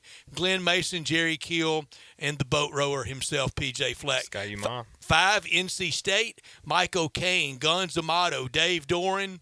They win a lot of Thursday, Friday night games that we don't even remember by Sunday morning. Number 4, TCU. Yeah, I know they got in the finals last year, but what Dennis Franchione started, then Gary Patterson, their Bear Bryant, their all-time coach, and now son of Spike Dykes. 3, Virginia Tech. We talked about it. 2, Utah, much discussed. And number 1, Oklahoma State. From Les Miles to Mike Gundy. It wasn't a lot for a long time there. Johnson wasn't there long. Bob Stanley was good. Late 70s before Jimmy Johnson. Bob Simmons was atrocious. A couple others were bad. Was it Pat Jones or Pat James? He was pretty good but not consistent. Nothing like Mike Gundy. Yeah. That's a good one. Oklahoma State, I mean, I think and in that shadow of OU. Yes, that might be the biggest one. Is they've had some really good teams, but when you're kind of little brother to Oklahoma. And Bruce told us something. I never knew that Gundy took on T. Boone Pickens. A miracle he survived. Yeah, that's a good point. I wrote down my worst omissions that I heard you guys say. Louisville. You did Cincinnati, and I did Houston. I didn't have Louisville because of the Heisman for Lamar. Because that's recognition that you're looking for. That is, to me. And then I don't think it's enough recognition. Navy I loved, and That's Duke. Duke's an excellent one. Really good. Really Northwestern not on your Louisville. See how fast I started saying them when I got to Northwestern? I just wanted to kind of get past it. You couldn't get past it. Louisville almost deserves it because they had not 1 but 2 rounds of Bobby Petrino. Well, that's a good point. In that time span. In the 30, wow. That's the best stat you could come up with right there. Yeah. Just in time for big number of the day. It is. Sure is. Let's go ahead and get to a break. When we come back, we'll get to big number of the day. Start your day with Sports 56 Mornings with Greg Gaston and Eli Savoy. Weekday mornings from 7 to 10, right here on Sports 56 and 98.5 FM. Moving is stressful, but Black Tie Moving can take the worry out of the process. Whether you're moving across town or across country, moving your home or your office, your personal moving concierge from Black Tie Moving will work with you to design a plan that perfectly fits your budget and needs. And they're available 24/7 to answer any questions you have. Give Black Tie Moving a call at 901-316-6196 or go to blacktiemoving.com/Memphis to get your personal, no-obligation quote from the moving experts at Black Tie Moving. Hi, this is Troy Fiveash, owner of Fiveash Roofing. In these uncertain economic times, there are so many things as a contractor and a business owner that I cannot control. The rising cost of materials, not to mention fuel and transportation costs. In the last 2 years, shingle prices have almost doubled and commercial materials have doubled. And I don't have to tell you what fuel costs these days. But you know what I can control? How much markup I put on a project. I have always prided myself in knowing I never gouge a customer. But in an effort to ensure my crews have work and my customers are being treated fairly, I have lowered my profit margin, hoping to give you a price you can live with and keeping my crews busy. So if you need a roof or gutters, please give us a call. Fiveash Roofing, fair, honest, and ethical. Fiveash Roofing, a proud sponsor of Tiger Athletics and a member of the Tigers home team. 367-0050 or MemphisRoofer.com. 367-0050 or MemphisRoofer.com. Fiveash Roofing, it's what we do. We're here for you.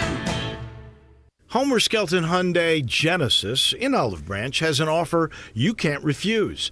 They will pay you to do business with them if you want luxury. And I'm talking the Genesis G70 car.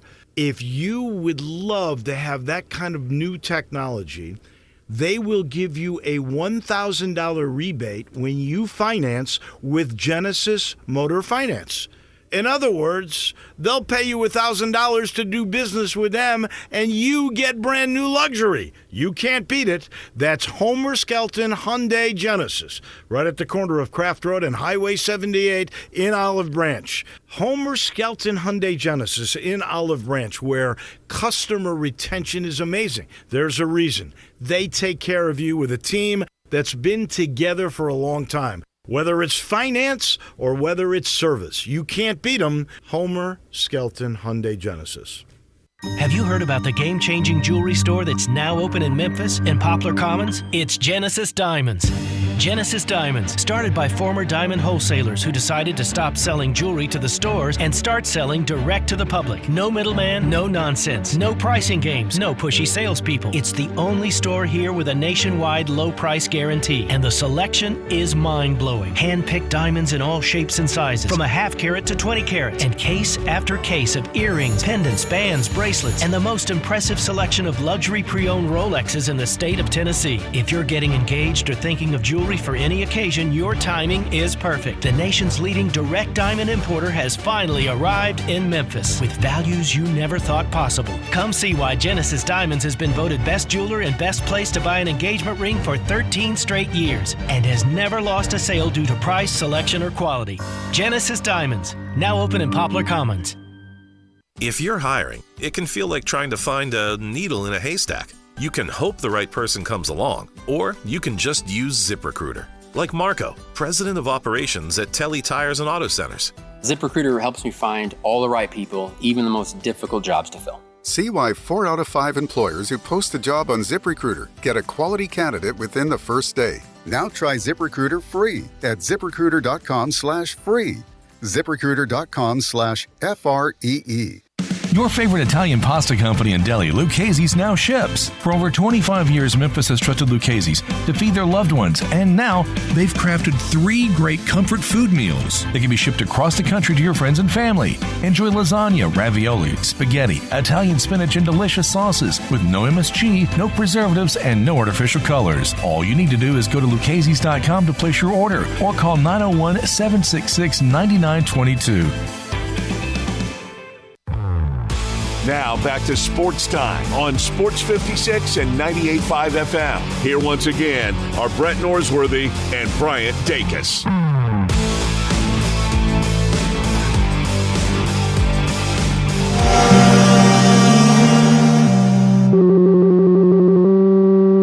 Big Daddy. Hello, Big Brand. It's a guy, he wants to be big, then he gets big, he doesn't want to be big anymore, then he gets small, but the suit's too big. Big Daddy. The big boy. You're a big guy. I think she's trying to pull a fast one on Big Daddy. The big number of the day. If I may I go first? Please. I would be insulted if you didn't, Brett. Almost the big number of the day would be the number of screens and buttons in front of Jay Morgan right now.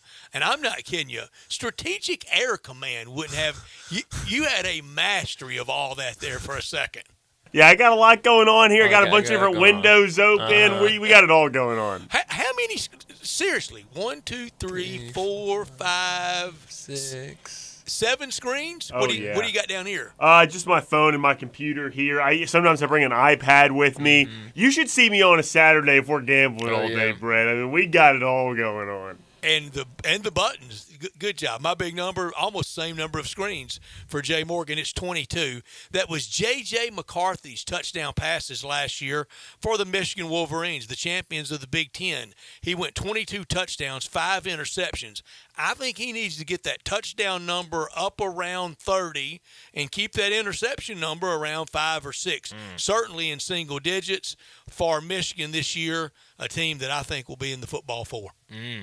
I like that. You were a big J.J. McCarthy guy last year, weren't you? I do. I think he's an eventual Heisman winner. I don't know if I actually believe that, but that's 30 and 5 and undefeated. Would that win him the Heisman? Yeah, he'd be invited to New York or wherever they're doing. But Corum's going to take votes from him. Corum's something else too. Him getting hurt because he was hurt at the end of last year too. He was hurt for the Ohio State game. Man, I love. It was by committee. Tell you what, Michigan, Big Ten football, they own that. I love SEC at 11 o'clock, but Big Ten football last year at noon was something else. There are some great business sports pieces out there about the deal the Big Ten that they have going forward, how much better that it is than the SEC's. Big Noon is a ridiculous name, but it's super memorable, and it makes you own that time slot, usually something like that. Brian, you want to go next? No, you got it. All right, I'll go next then. I got a bunch of big numbers. I almost did this one 10 years ago today. I guess it would be 10. Jordan Spieth won his first event at the John Deere. At the John Deere, first teenager to win a PGA Tour event in like 50 years before that or something like that. So that was something. But no, my big number today is 1. It's a small number. Major League Baseball starts back tonight. This is courtesy of ESPN Stats and Info. This is very interesting. The last 10 seasons with an All-Star game, so I guess that's the last 11 years because no All-Star game in 2020. The only eventual World Series champion that lost its first series after the break was the 2021 Braves. Only one of them have done it. So I guess we can just rule out a team that loses a series this weekend. They're not winning at all. Unless the Braves lose, then they're going to win it all still. That's a great number. Great number. My big number today is 41. 41. That is the number of home runs Julio Rodriguez hit in the first round of the Home Run Derby. A lazy number. I knew you were going to say that. But I bring that up. Yesterday's news. I bring that up to say they're back in action tonight. We heard Bruce Marshall say earlier that he thinks the Mariners are a team that's going to make that jump. I think Julio is one that needs to start that jump. He's kind of been it's been a rough year for Julio, batting about 220, 224. 100 strikeouts. Does he have 100 he strikeouts? Sure Good does. Lord. So I think last year after the Home Run Derby, it messed up his swing a little bit. So hopefully this year it doesn't. But maybe it goes the other way this year. Maybe it goes the other way this year. That's right. The Seattle Mariners are giving out shirts for the 41 home runs, record-setting. Pretty good proof momentum. In the three of us that we are, and many others in this building and around town and listening, you're a baseball fan when you're pining, dying to get back to action tonight. Like I said, we used to have games on Thursday. This is part of the new CBA. I mean, I need it so bad. I'm heading downtown to baseball tonight. Oh, yeah, get some baseball. I got to see it. It wasn't that lazy of a number, Jay Morgan. I thought it was kind of lazy. It was tough to bet on tonight, though. All the trends are broken with a week-long break It like sure this. is. Yeah. Like I said to Bruce, it might be a good time to reset in Art to Allen Bell. Watch it a little. Yeah. Tampa Bay win 1 or 2. May want to try to ride them like they started. Yeah, and Tampa Bay, their game tonight canceled, so they'll play a doubleheader tomorrow. You want to stay a million miles away from a doubleheader, especially after a break.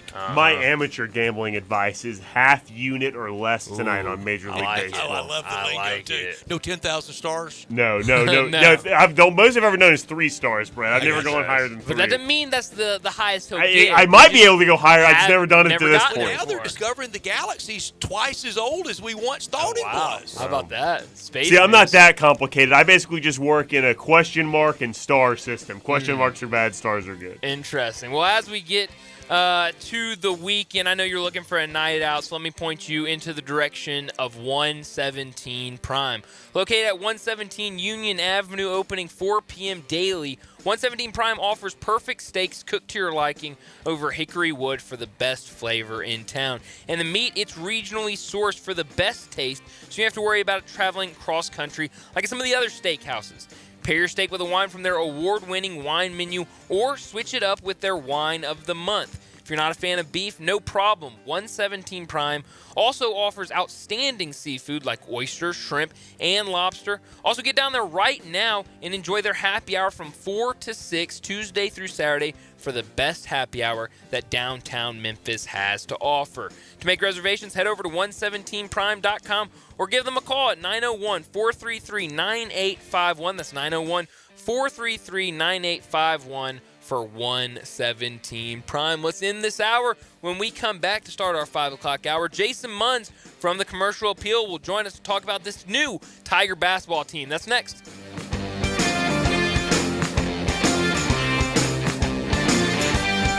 There's only one place for great steaks, real Italian cuisine, Southern-style meats, and fresh vegetables. It's Fratello's. Fratello's Italian Steakhouse in Hernando has a family feel and a fantastic menu. Voted DeSoto's best new restaurant in 2022, Fratello's has your favorite cuts of prime steak, lamb, and pork, along with delicious Italian dishes. And nothing is better for lunch than Southern-style meats and veggies. All your favorites and more are waiting for you at Fratello's Italian Steakhouse, Highway 51 in Hernando. You or someone you know or care about has dealt with a difficult divorce. When facing divorce, you need the attorneys at Rice Law.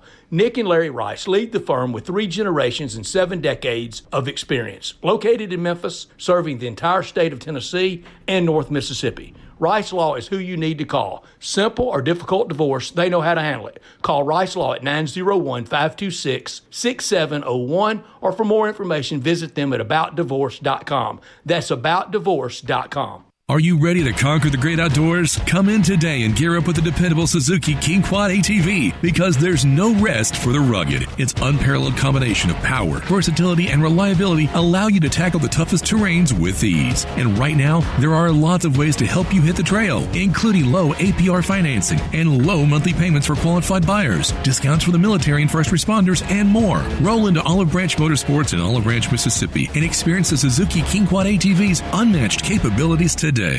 This is a special alert to all Americans who own a vehicle with less than 200,000 miles with an auto warranty about to expire or with no warranty coverage at all. Due to a decline in the economy, CarShield is announcing a low-cost month-to-month vehicle protection plan that is now available to the public to save any driver out-of-pocket expenses on future auto repairs. Call now to find out how you can pay almost nothing for covered auto repairs. Yes, you heard that correctly. Pay almost nothing for covered auto repairs. An open phone line has been established for all drivers to call for a free quick quote. Call 800-306-8158 now. Drivers who are covered will not have to pay for covered repairs again. This protection plan is at an all-time low. Additionally, drivers who activate this vehicle protection today will also receive free roadside assistance, free towing, and car rental options at no additional cost. Call us for your free quick quote today. 800-306-8158. That's 800-306-8158. What do you have to lose? Call 800-306-8158. Again, 800-306-8158.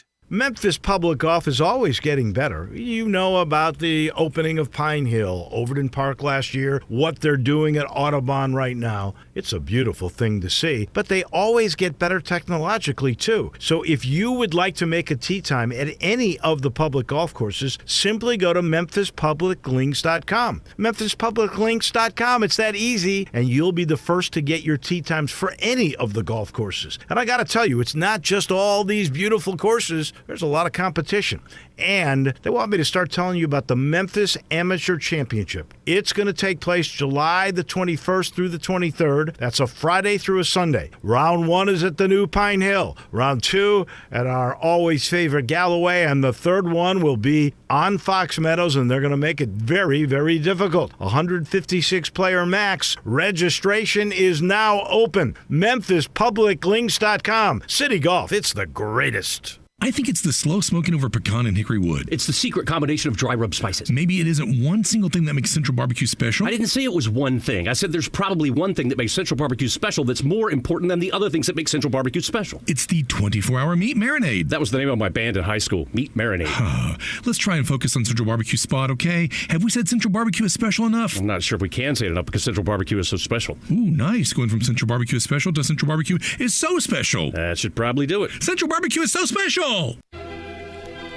We are Sports 56, WHBQ Memphis, and W253DF Memphis. Flynn Broadcasting Stations. Oh, yeah. Now back to Sports Time on Sports 56 and 98.5 FM. Here once again are Brett Norsworthy and Bryant Dacus. Welcome back into Sports Time as we start our third and final hour. Bryant Dacus, Brett Norsworthy, Jay Morgan Harder with you, and joining us from the Commercial Appeal, the Tiger basketball beat writer Jason Munz joins us now. Jason, thanks for joining us. It's been a couple months since we talked to you. Last time we talked to you was right after the NCAA tournament loss, but this offseason has not been dull at all. Oh, my goodness. One of these days I'm going to sit down and craft a timeline that'll probably take me long enough to complete, and that'll take us right up to tip-off of the season. It'll take me months, really, I think, to craft a timeline like that, because it'll be so. It has been a wild ride. No days off.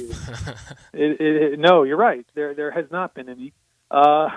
Hopefully, though, now that the majority of this roster is put together, we can take a little time and relax. Great job on breaking it, Jason. Mm-hmm. Thank you. Yeah, are we talking about Javon Quinterly? Yes. Yeah. Yeah. I mean, what an addition, right? I mean, in mid-July, no less. We're talking about a guy who is experienced as all get out. Chiefly he's a point guard, and Memphis had a huge void at the point guard position after the departures of Kendrick Davis and Alex Lomax, and others who handled ball handling duties a little bit here and there last season. It's not that they didn't have options. They've signed Jalen Young, who's a true point guard, who was primarily a backup. He made 12 starts at UCF last season, but he was, a backup the rest of the time. So they have him. They have Caleb Mills that they've signed, the guard who was at the combo guard who was at Houston first and then Florida State most recently. But they really needed someone like Javon Quinterly to be that go-to. I want the ball in my hands. No moment is too big for me. I can do a little bit of everything type of guy. Similar-ish to Kendrick Davis. Not saying by any stretch of the imagination. Similar to Jeremiah. Everybody clear out.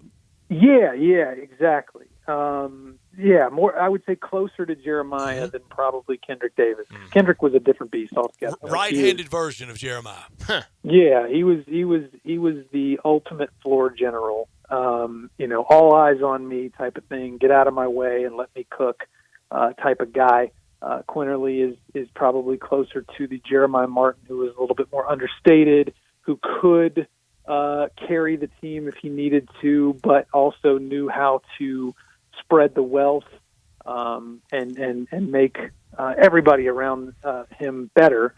I think that's closer to what Javon Quinterly is. But, I mean, the 1-2 punch of just a couple of weeks ago, getting Jordan Brown, 6'11", big man from Louisiana, who was the Lou Henson Award winner last year, best mid-major player in the country.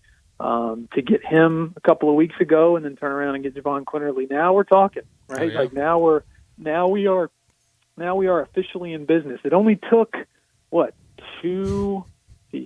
almost 4 months. But you said be patient.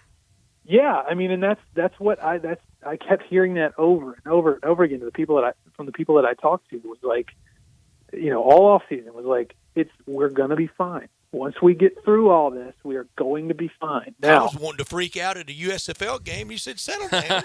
It'll be okay. Well, that's the thing is, like, Penny has, I believe, earned that benefit of the doubt. Like, he's never not gotten it done. He always finds a way, and here we are again. I believe this is his 5th true off season. And he has once again found a way, and arguably this might be the best job he's done. I mean, heck, he's had to replace 12 scholarship players in one off season. And I was thinking about this, and I wrote about it today in a story. If let's say so I talked about Jordan Brown already, and we talked about Javon Quinterly. David Jones committed right after, like back in early June, I think it was early June, mid-June, something like that. If DeAndre Williams is able to get his eligibility status reconsidered and reversed, and is able to play again one more season, that means that Penny will have signed up 4 starters after June 1st. That is, if that happens, he's a miracle worker. I mean, he's a magician. Like he's David Copperfield. I don't know what else to say. Yeah. That would be incredible. And talking about DeAndre, I mean, where do things sit with that situation right now? I believe I saw you on Twitter or maybe in a story say that it's been given to the school to be sent to the NCAA for them to review it. Where do things stand right now with DeAndre? That's it. Let's see. Was it this Monday? I can't even. I lose track. As we were talking about before, this off season is just one giant blur. But I think it was on Monday of this week that I spoke to Don Jackson, the attorney, the sports attorney who was working on behalf of DeAndre Williams to help him, in his quest to get another season of eligibility. And he's been working for like the last 6 weeks, ever since DeAndre came out with his statement saying, if I can get an extra year of eligibility, I'm absolutely going to take it and use it and come back to Memphis. Don Jackson's been working, I think even since before then, trying to, pull together a case to present to the NCAA, one that they can't poke holes in, one that they don't have to go back and forth on, not something where that's the reason why it's taken this long. It's been like 6 weeks, 7 weeks, something like that. And Don Jackson told me the reason why he took so long was because he wanted to make sure that it was airtight. And so, it's taken him a little while, but he says he's got documentation, evidence that proves that DeAndre received bad advice that he took in good faith from people in positions of authority. And so I wrote this story a few weeks ago. Don Jackson has done this before. He's been here before. He successfully petitioned the NCAA, or he, on behalf of this other student athlete, he petitioned the NCAA to get an extra year of eligibility for this other guy who also was being penalized based on bad advice that he got, and he won. The student athlete that he was helping did get his extra year of eligibility back on the basis of student athlete well-being. Well, if that case is at all similar in the eyes of the NCAA to DeAndre Williams' case, well, then you have to assume that the NCAA is going to give DeAndre a year back. Now, whether or not that happens, we'll see. But I was talking to Don Jackson earlier this week, and he said he said that he has a written statement from one of the people who gave DeAndre his bad advice, saying, "Yes, I gave DeAndre bad advice." What more do you need? Wow. Yeah, exactly. So, case closed. I've watched Law and Order enough to know this case. I know. Yeah, like I'm a big Dateline guy, and that just seems like open and shut. So, I mean, again, it's the NCAA. We've been down this road a lot the last few years. You never know what they're going to do, but there's reason for optimism. I'll say that. If that's the case, you're talking about a top 20, top 15 type roster in the preseason. Now, as far as where the chain of events stands, Don Jackson gave the materials that he collected over to the university because Don can't submit that to the NCAA himself. It has to go through the school. And my understanding is that they were, reviewing it and getting it together and would, as soon as they possibly could, get it on to the NCAA. Mm-hmm. And Jason, you mentioned earlier the addition of Jordan Brown from Louisiana, who just was a great player for that team. We've seen what he's done before that, being a sixth man of the year in the Pac-12. But since he's committed, there's been some rumors going around about maybe some eligibility issues, a couple credits short. What have you heard about where he stands? Should fans be worried about his eligibility going into the season? So I have asked on multiple occasions, very recently, today included, people at the University of Memphis to, is there any reason to believe that he won't be eligible to play in the first semester, in the fall semester, when the season starts? And I have been given no indication. Now, nobody has told me no, right? Or nobody's told me yes or no. It's neither confirmed nor denied. So, but the people that I've talked to have, I guess the best way to say it is they have not seen or heard anything that would lead them to believe that he won't be ready to go when the season starts in November. Now, of course, I'd heard when he committed that he was still Obviously he's doing a similar thing to a lot of these guys. Like he's taking summer classes so that he can graduate, so that he can transfer and play immediately because he has transferred numerous times. He was at Nevada where he was Mountain West Freshman of the Year. He was at Arizona where he was Pac-12 Sixth Man of the Year. The last 2 seasons he's been at Louisiana Lafayette, so he would need to graduate. And my understanding is he's got one, essentially one course left to finish. And the people that I've talked to don't seem to be too concerned about it. But that's one of those things that until you hear something definitive, or until I hear something definitive from somebody, I don't want to go too far and say yes, he's definitely going to be ready to go in November. All right, Jason, we've all done it. We did it to kind of to start the show today. I think everybody in town's doing it either on the air, off the air, or visiting with their friends about Tiger basketball. And this is undeniably a great day with the Javon Quinterly ad and what they can go into next year with, and people are excited about that early season schedule and the newfangled AAC. So we've gone through the 1 through 5s. I'm going to go to the first guy off the bench. Who do you think that's going to be? The first guy to go to the scores table at right before the first media timeout. Who's first in? All right, so I guess I got to go answer your question with a question. Is DeAndre, for the purposes of this exercise, is DeAndre eligible or not? DeAndre's eligible. Mikey's not. Got it. And Brown's in good shape. Yes. Okay. Brown would be in school. So, all right. I will give you. You want one, right? I can't give you two. That's riding the fence too much?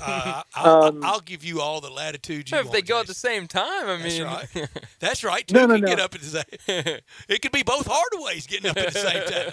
That's true. Gosh, I wasn't even considering that. But that makes a ton of sense. So I think I would have to go with.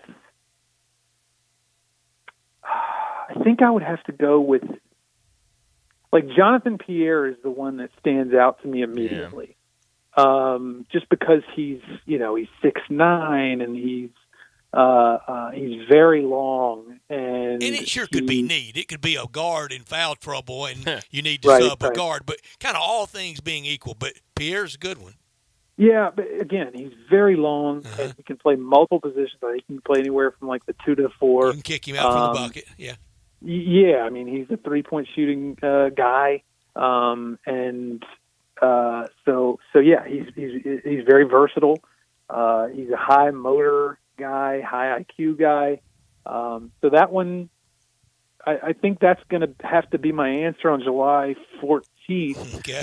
Subject to change. I said Jaden. That's who I said earlier. Yeah, and when you said that, I was like, dang, that's 100% going to be it. You know what I mean? Like, I think that, and there's nothing wrong with that. Like, I think Jaden has turned into an incredibly dependable, high value guy in spurts. And, I think he made 19 starts this past season and averaged like 5 or 6 points a game, something like that. Shot well from 3. So my head tells me that Jaden is probably the right answer. Mm-hmm. But I think maybe over the course of the entire season that Jonathan Pierre is going to, just because of how versatile he is and how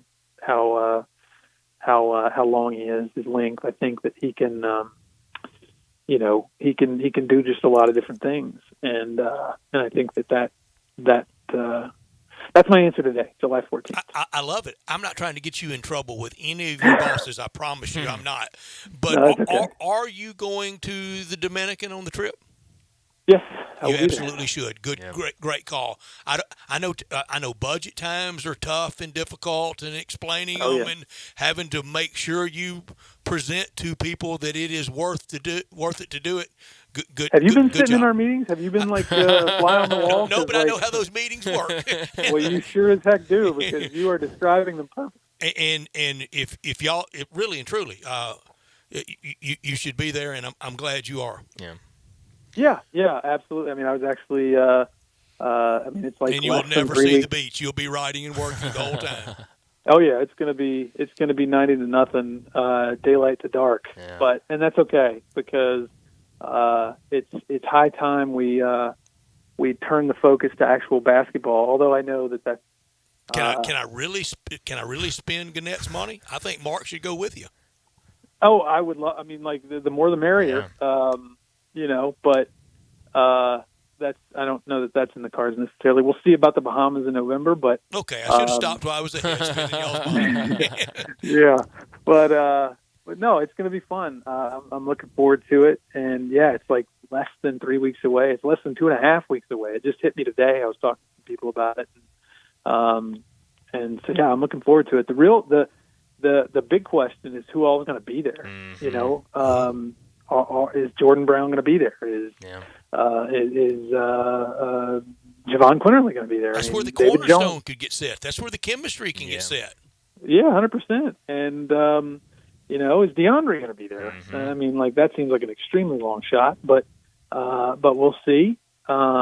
But yeah, that to me is going to be the most interesting part about it is who all is going to be there. Mm-hmm. Talking to Jason Munch from the Commercial Appeal. He's on the Tiger basketball beat.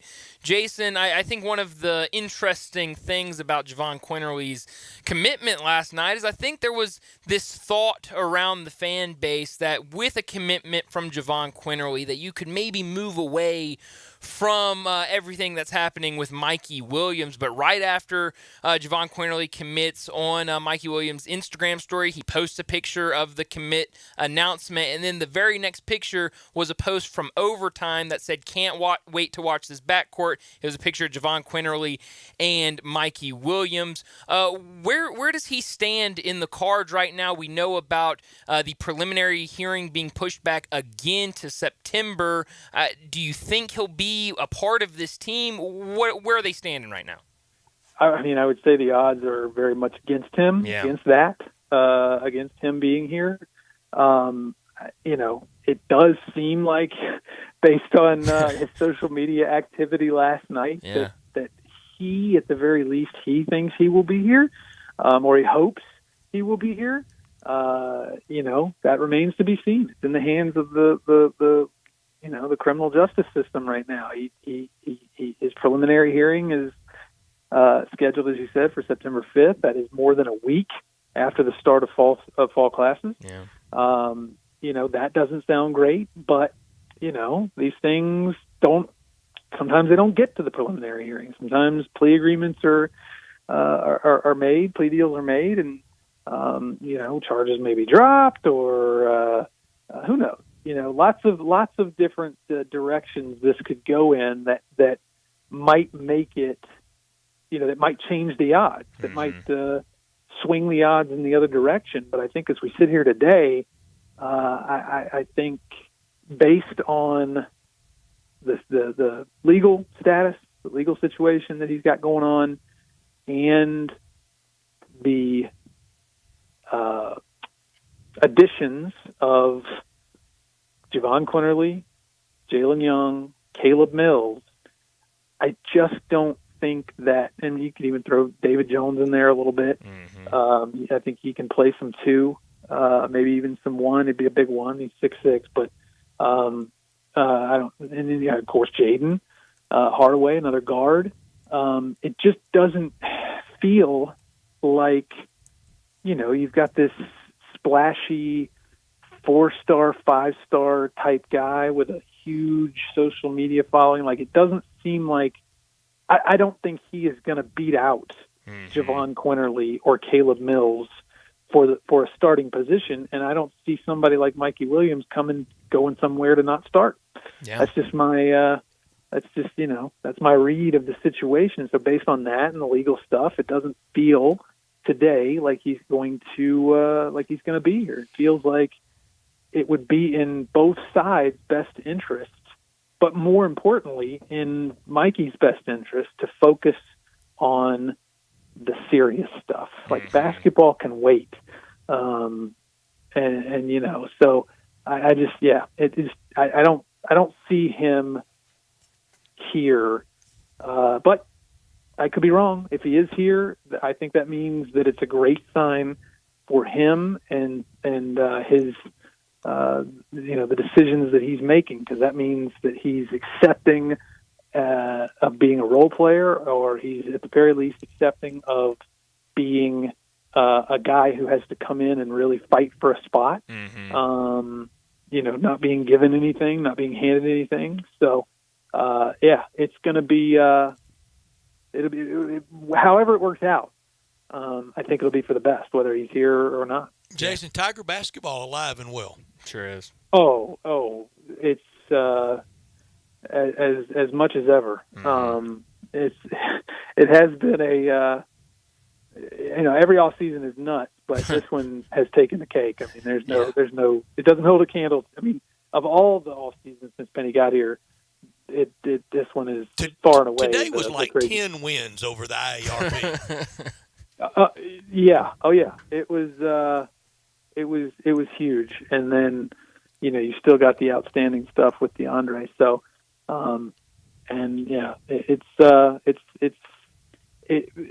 things are looking up. Yeah, definitely. Absolutely. Well, Jason, thank you so much for joining us. And if we don't talk to you again before then, I know it'll be a lot of work, but enjoy your trip to the Dominican Republic with the team.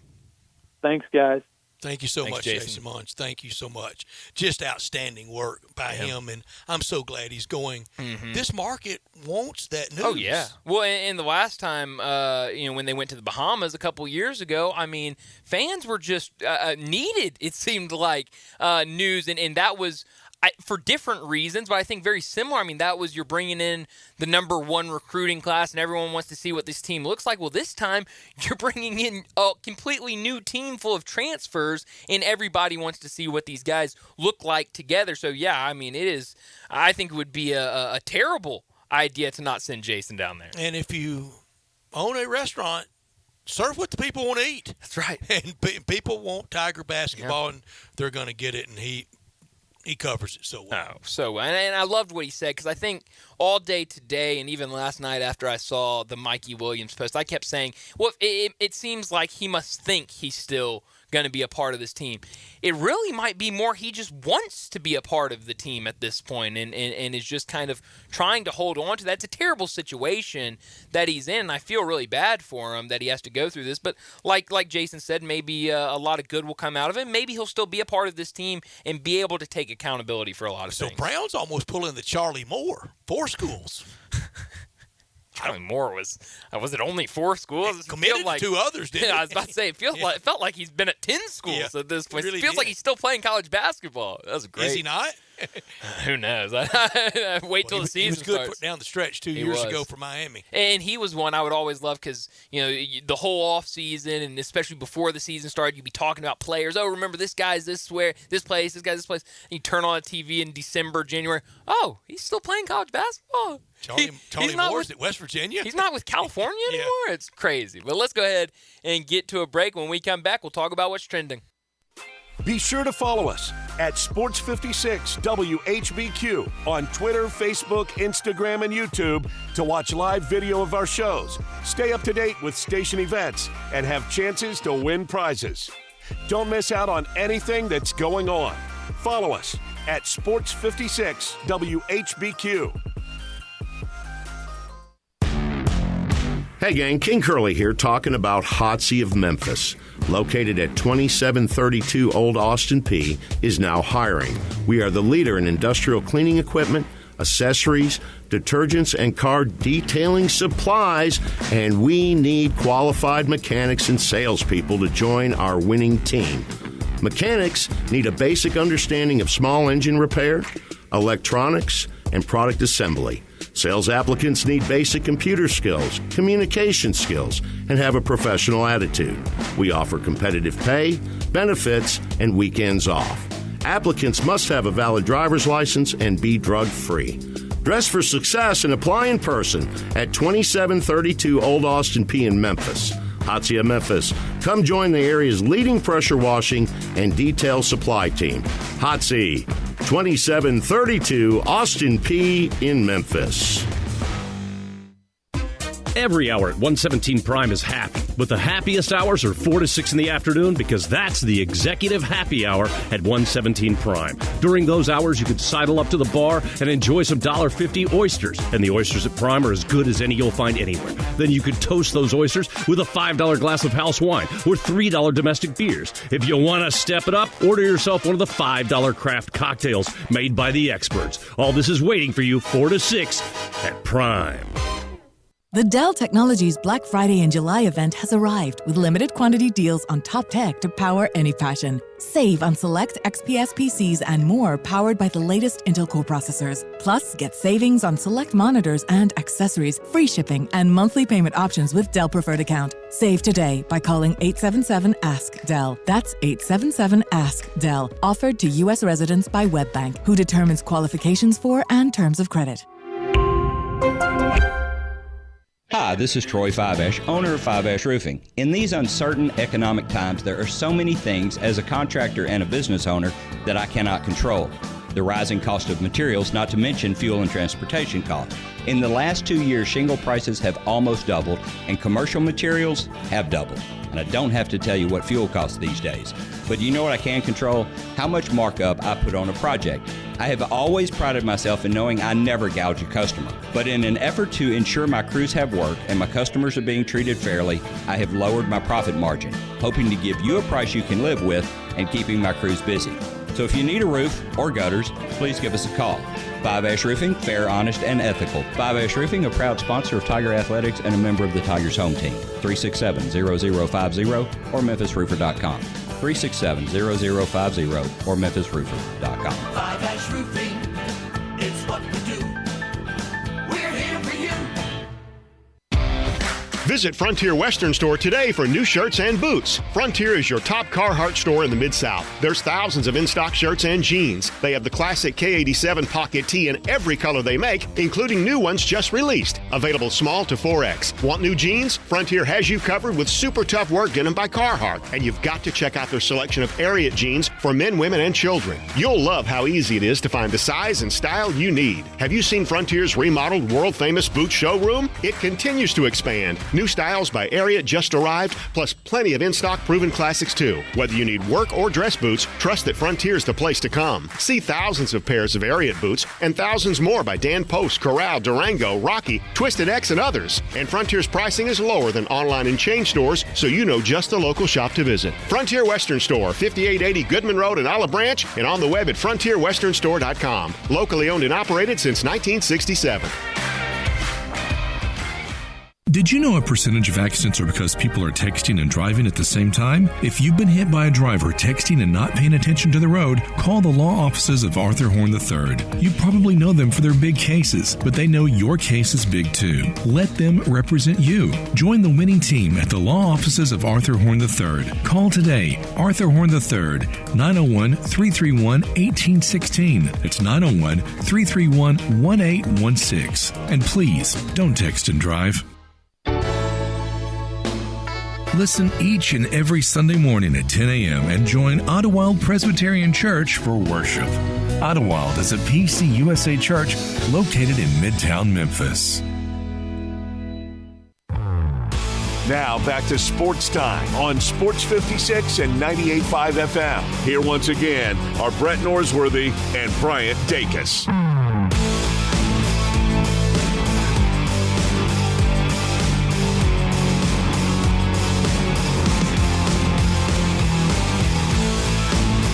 Welcome back into Sports Times. We're about 30 minutes away from the weekend. And Brett, we kind of talked about it earlier, but the news this morning that Tennessee gets hit with an $8 million fine for the football program, probation for 5 years, down to 28 total scholarships, but they avoided a bowl ban. I think that's the big win for them out of all this. That was the takeaway. The money. Look, that's a lot of money to all of us, but in the big grand scheme of thing, was that really worth fighting Jeremy Pruitt over his buyout?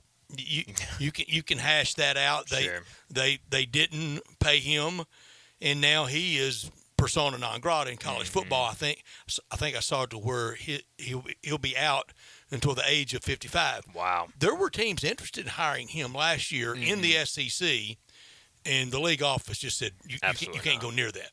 No. And I think, we'll probably see him at some point. But you're right. Last year was way too soon, I think.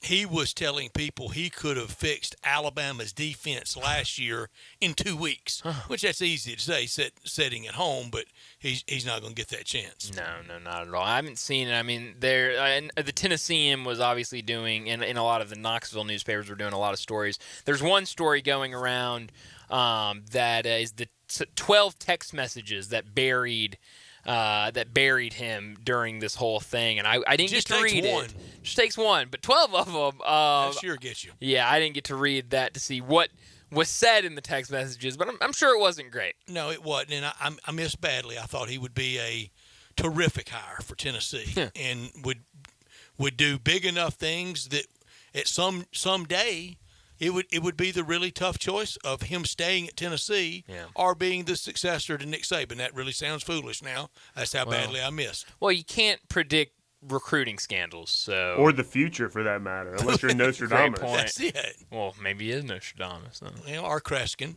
Yeah.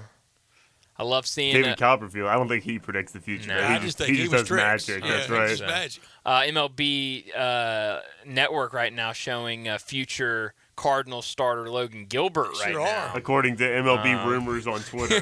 That's Player right. of the week last week. week. Oh, wow. AL Player of the Week, future Cardinal. And the Mariners are looking to sell him. Well, I can't tell you what the Mariners are thinking. And we all think the Mariners are getting ready to go on a torrid run. Without Logan Gilbert. No, but for Tennessee, they escape the bowl ban. They're not worried about that. The scholarship hit, I think it is spread out over enough years that it won't be that rough for Heupel. Here is one that Tennessee that they do have to be concerned about. They have the year that I think they're going to have. And at the same time, OU has that stumbling, bumbling, we cannot go into the SEC like this with Brent Venables. What about Josh Heupel there? I know it ended poorly for him there on the staff, but I know he won their last national championship as a starting quarterback. Yeah, and but I think I know a lot of people aren't going to like me comparing Memphis and Tennessee, but it's kind of like what the Tigers basketball program went through. It's this, you're waiting and you've kind of got a lot of good momentum on the court happening, but it's still kind of behind the scenes of what's going to happen with Coach Hart, what's going to happen with this program, and you get it out of the way. Very apt description. In fact, a friend of mine today, she said about this, Tennessee fan, is it over? Yeah. I said, it looks like it is. Yeah, but it's good because you see all of the positive things going on these last 2 years for Tennessee football. The program is certainly going in the right direction. So to have this behind you and get out of it without a bowl ban or anything, I mean, you've got to feel great about the future of this team if you can keep Josh Heupel. I mean, that's kind of the big thing. A lot of Tennessee talk next week, a lot of SEC talk next week, and I will be in Nashville for SEC Media Days. Tennessee will be there on Thursday next week, all our coverage. It will be brought to you by First National Bank and Trust, Jason's Deli, Landers Ford in Collierville, Ronnie Grisani's The Butcher Shop, Gould's, The Commissary, Memphis Tourism Sports Council, and Jim's Place Grill. And next week you'll have a lot of great hot takes by me, like Jeremy Pruitt might be the successor to Nick Saban someday. Whoa. Might be after. I hope I do better next week than that. Man. But seriously, though, going down to SEC Media Days, or I guess not down anymore, over to SEC Media Days because it's in Nashville this year. I mean, who's a coach or a player that you are really looking forward to hearing what they have to say before the season starts? It always starts for me with Nick Saban. And the tweet that went around today from the SEC office that this year will be his 16th straight media day as head coach of Alabama, and that is the longest streak ever, breaking Steve Spurrier's record. They were tied at 15. Now, he hadn't broken Spurrier's overall record with the South Carolina years, and even with Nick Saban's LSU years, he still is a little shy of that. But it starts with, for me, it starts with Nick Saban every year, and then now for Kirby Smart, because doesn't this year's college football story have to start with last year's champion, the last two champions? Yeah, and with Georgia, I think, unfortunately, as it is, there's going to be a lot of questions and conversations about the lawsuits coming in from the fatal crash right after the national championship game. So that's definitely going to be something to keep an eye on. There's always a theme, whether it's Super Bowl Radio Rows or SEC Media Days Radio Rows. It always seems to be a theme, and I think you're going to have off-the-field thematic issues, and you're going to have, with that, everybody's going to get questioned. Maybe not by me, but at some point all week by someone about hazing and issues around a program. Because for what these guys are making, there's no way they can know everything and be everywhere at every single time of the day. But they have to have a little better handle on it than in some of these cases that they've had. But it kind of starts for me with Alabama, Georgia, Kirby, Nick Saban, and then for Tennessee. Coming off that Orange Bowl win over Clemson, I think it's official. They're back. LSU wasn't gone long, but last year proved that they're back. And one of my themes will be, if you look at the SEC like your weekend golf tournament at the various places, and they flight them. Well, I think you have a championship flight. Sure. And in the SEC, we kind of know the teams that are in that. Some teams toggle back and forth from first flight to championship flight. When does A&M finally establish themselves somewhere? And what flight? I mean, I think it's got to be this year, doesn't it? Doesn't it? I mean, it feels like it, but I feel like we say that every year. And I'm going to bite again. I've gone through W's and L's, and barring undefeated, of course. No, not undefeated, but barring something major, a big injury, a big suspension, some controversy. I'm not going to deviate too far from it between now and when we let them fly later in the year. But even next week when we reference them, I'm there on A&M again, and I should know better by this point, being burned so badly by them. Yeah, but maybe this will be the year. I mean, if it's not this year, when will it be? I'm interested to see if we crown Vanderbilt as going to be one of the greatest teams in the country again this year. They're on their way. 5-7 was impressive. It was very impressive. Anchor down. Now, to back that up, if you just did that again, I think it would be impressive. But to go one better and go to a bowl game, be huge for Vanderbilt. We all laughed last year when Clark Lee said that. Yeah, but hey, if I'm him, you double down. Say it again. How do you double down from that? We're going to be the greatest football program in college football. But a busy Monday, LSU, Mizzou, Texas A&M, they all will be on the stage on Monday. 4 teams Tuesday, Auburn, Georgia, Mississippi State, Vanderbilt, 4 more on Wednesday, Bama, Arkansas, Florida, and Kentucky. And then on Thursday, to wrap it up with just 3, Ole Miss, South Carolina, and Tennessee. Last year divisions, last year of just 14. Yeah. So I mean, next year we'll be in Dallas for 3 weeks covering all of it. Yeah. Well, and I told you this earlier. I enjoy viewing SEC Media Day way more than I enjoyed viewing Big 12 Media Days earlier this week. I think SEC Network knows what they're doing. They give you enough of the commentators talking, enough player interviews. 47 hours of live coverage next week. Man. There were Olympics in all of the 70s that didn't have that much. Didn't get nearly that much coverage. You almost wonder if there's that much coverage there, but I guess we will, and we're going to blabber away about it. Yeah, but the Big 12, they had 3 different streams going at the same time, and you had to one was panel of commentators, one was the coaches' press conferences, and the other was like players or something, and they didn't deviate from each other. You didn't get coaches talk. You'd get them at the booth with them, but you didn't get any of the coaches' press conference with the analysts or anything. I think SEC Media or SEC Network does a good job of mixing it all together in there. Well, they really have it down, and the SEC Network meant a lot. It meant everything to Mike Slive and now to Greg Sankey, who has signed up through at least 2028 as SEC commissioner. I enjoyed Big 12 Media Days, what I was able to take in. Yeah. And I thought they tapped into this week that has been a little barren out there for a lot of us, except for you CFL devotees that watched Canadian football last night. Or us Wimbledon, David. Or Wimbledon. That's right. For the ones that dress up like Wimbledon. And look good in the all-whites. Debatable. Is that still a tradition? Oh, sure is, yeah. Oh, yeah.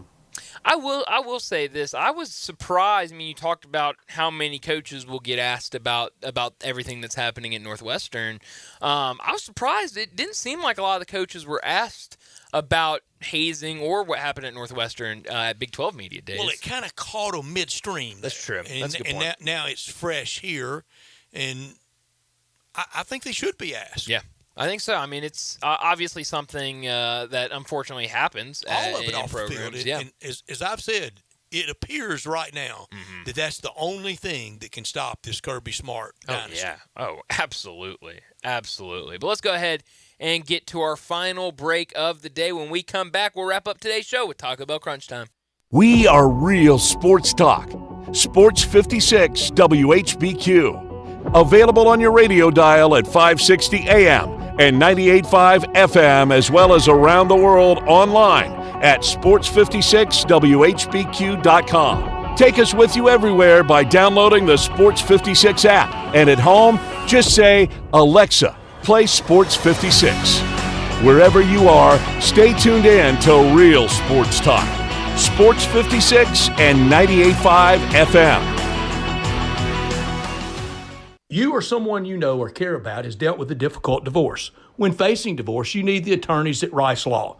Nick and Larry Rice lead the firm with 3 generations and 7 decades of experience. Located in Memphis, serving the entire state of Tennessee and North Mississippi. Rice Law is who you need to call. Simple or difficult divorce, they know how to handle it. Call Rice Law at 901-526-6701, or for more information, visit them at aboutdivorce.com. That's aboutdivorce.com. Homer Skelton Hyundai Genesis in Olive Branch has an offer you can't refuse. They will pay you to do business with them if you want luxury. And I'm talking the Genesis G70 car. If you would love to have that kind of new technology, they will give you a $1,000 rebate when you finance with Genesis Motor Finance.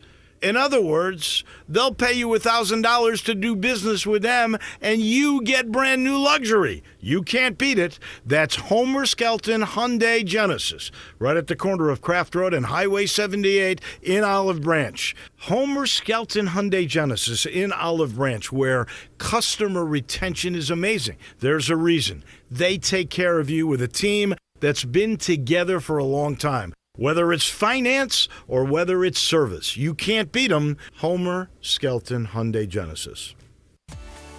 At Jason's Deli, when you're dining in or picking up curbside, you can expect wholesome food and no surprises, just delicious sandwiches, crisp salads, and quick quality meals made with the freshest ingredients and no artificial trans fats, MSG, high fructose corn syrup, or artificial colors and dyes. Around here, a lot of thought goes into what we put into our food and what we take out of it, because you're not just taking a bite, you're getting a taste of who we are. New items are constantly being created to expand our menu for all tastes and special diets, with vegan and gluten-free options available. Convenience and on-time delivery you can count on. It's just a click away at jasonsdeli.com, so whether you need to feed 5 people or 5,000, the team at Jason's Deli, they have the credentials and the commitment to keep you satisfied. Freshness is nearby at Jason's Deli, with locations at Ridgeway in the Park Place Center, Poplar and Highland, Germantown Road in Cordova, and on Goodman Road in Olive Branch. Jason's Deli. It's wholesome food and no surprises.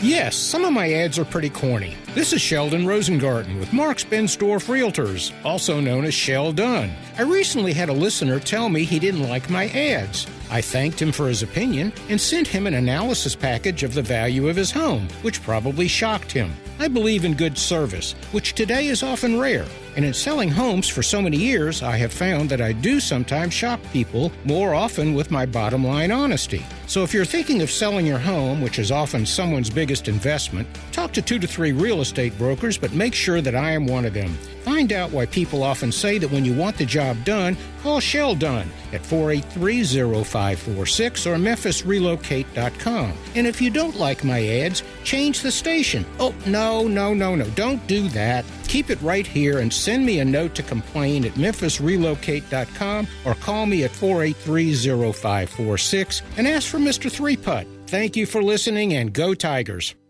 At Grainger, we're for the ones who pay attention to every little detail.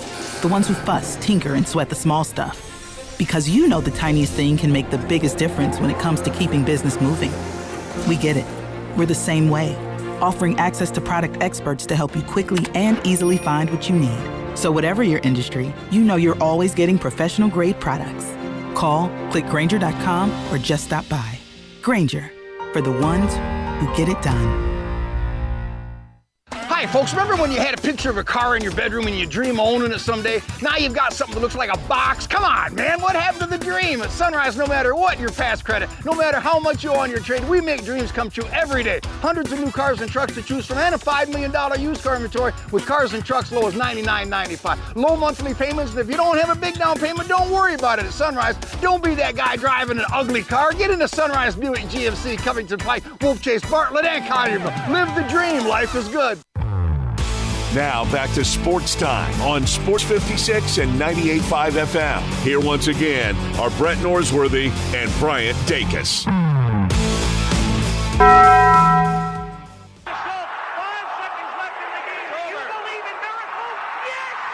Go crazy, folks!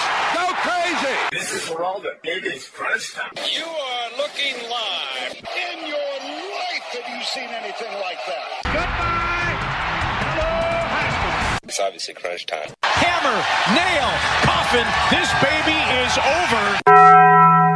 The double steak grilled cheese burrito, so good. Double the steak with nacho cheese sauce, seasoned rice, red strips, sour cream, and the 3-cheese blend wrapped inside a warm flour tortilla, with even more 3-cheese blend grilled on the top. The double steak grilled cheese burrito, it hits the spot now at Taco Bell. And at Taco Bell, when they say they are feeding people's lives with unexpected good, they mean it.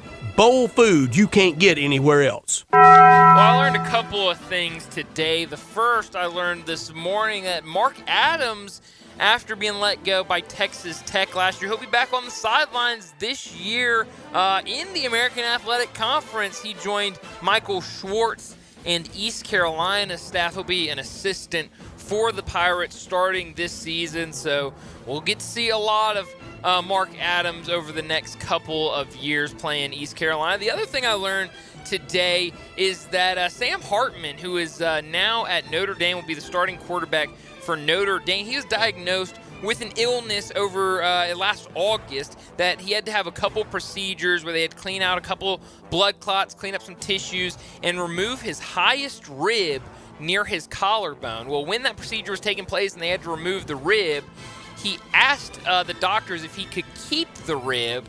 It is now in his refrigerator, and he's getting a necklace made from the rib that he will wear.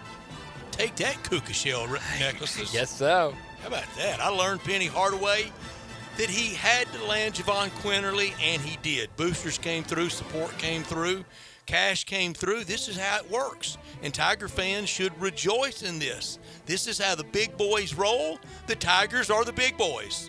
Yeah, you're absolutely right. Huge pickup for the Tigers getting Javon Quinterly. What I could have done without, I talked about this a couple of weeks ago when it was first put out, but today the NBA officially granted the Bulls $10.2 million DPE money for Lonzo Ball, expected to miss the entire season. That DPE is only put out for teams with a player that they know for a fact will miss a complete season of play, and this just doesn't look good for Lonzo. I mean, it's been a while since we've seen him in action, and the fact that the NBA, you don't see this very often. I mean, everyone was wondering what this would entail when it first came, because you just don't see it every year. So for the fact that the NBA is putting this out, giving the Bulls the money, that means without a doubt, for a fact, he will likely not play this season, and I just don't think it looks good. I think we've seen the last of Lonzo Ball in the NBA. I could have done with that one of the shocking stories of the week, one of the shocking stories of the year, the divorce official with Pat Fitzgerald in Northwestern, but the whole tawdry mess at Northwestern Athletics, and how does Derek Gragg have a job? He was utterly average at Arkansas, and that's being kind. He wasn't great at Tulsa as AD, and Shazam, he's AD. He's promoted into the Big Ten. He wasn't ready. He's not ready. Where are you beaming tonight? Beam me to Texas, to Arlington for Cleveland and Texas. Cleveland's push to winning it all starts in Arlington, to winning the American League Central, rather, not winning it all. I think that would be very aspirational for them to win it all. Texas could win it all, though. Yeah, they really could. Jay Morgan? I think I'm going to go to Texas and watch the Guardians and the Rangers. I think the Guardians run. Going together. I think the Guardians run starts tonight as well. I like to win the Central. To win Central. Let's see. I think I will beam to Seattle to watch the Seattle Mariners and You the got Detroit frequent flyer Tigers. beaming miles to Seattle. I do. I go to Seattle quite frequently. Oh, wait. I need to beam to Lake Tahoe. All the celebrities are out playing golf at the American Century Championship. That's where I'm going. I'm beaming there. I changed my mind. How about this? Can I, while I'm on my beaming machine to Seattle, I'm making some bets on the Mariners-Tigers game. It does. How about this? Ed Rod, 5+ strikeouts. J.P. Crawford, who's on a 10-game hit streak, to record a hit. And Seattle Mariners money line, you parlayed that, plus 195. Have they burned the hideous all-star uniforms yet? Brett, I like the green ones. Burn the blue ones, I like the green ones. See, I heard more revulsion of the green ones. You're one of the rare pro-green. I thought you didn't like anything green. No food green. Oh, mint chocolate chip ice cream, Brett. I mean, don't get me wrong. I do love me some mint ice cream. What about asparagus? Do not like asparagus. No way. No. We'll watch a lot over the weekend. I'm headed downtown to the ballpark for Redbirds versus Gwinnett. Redbirds home all weekend. Baseball all weekend. Scottish Open.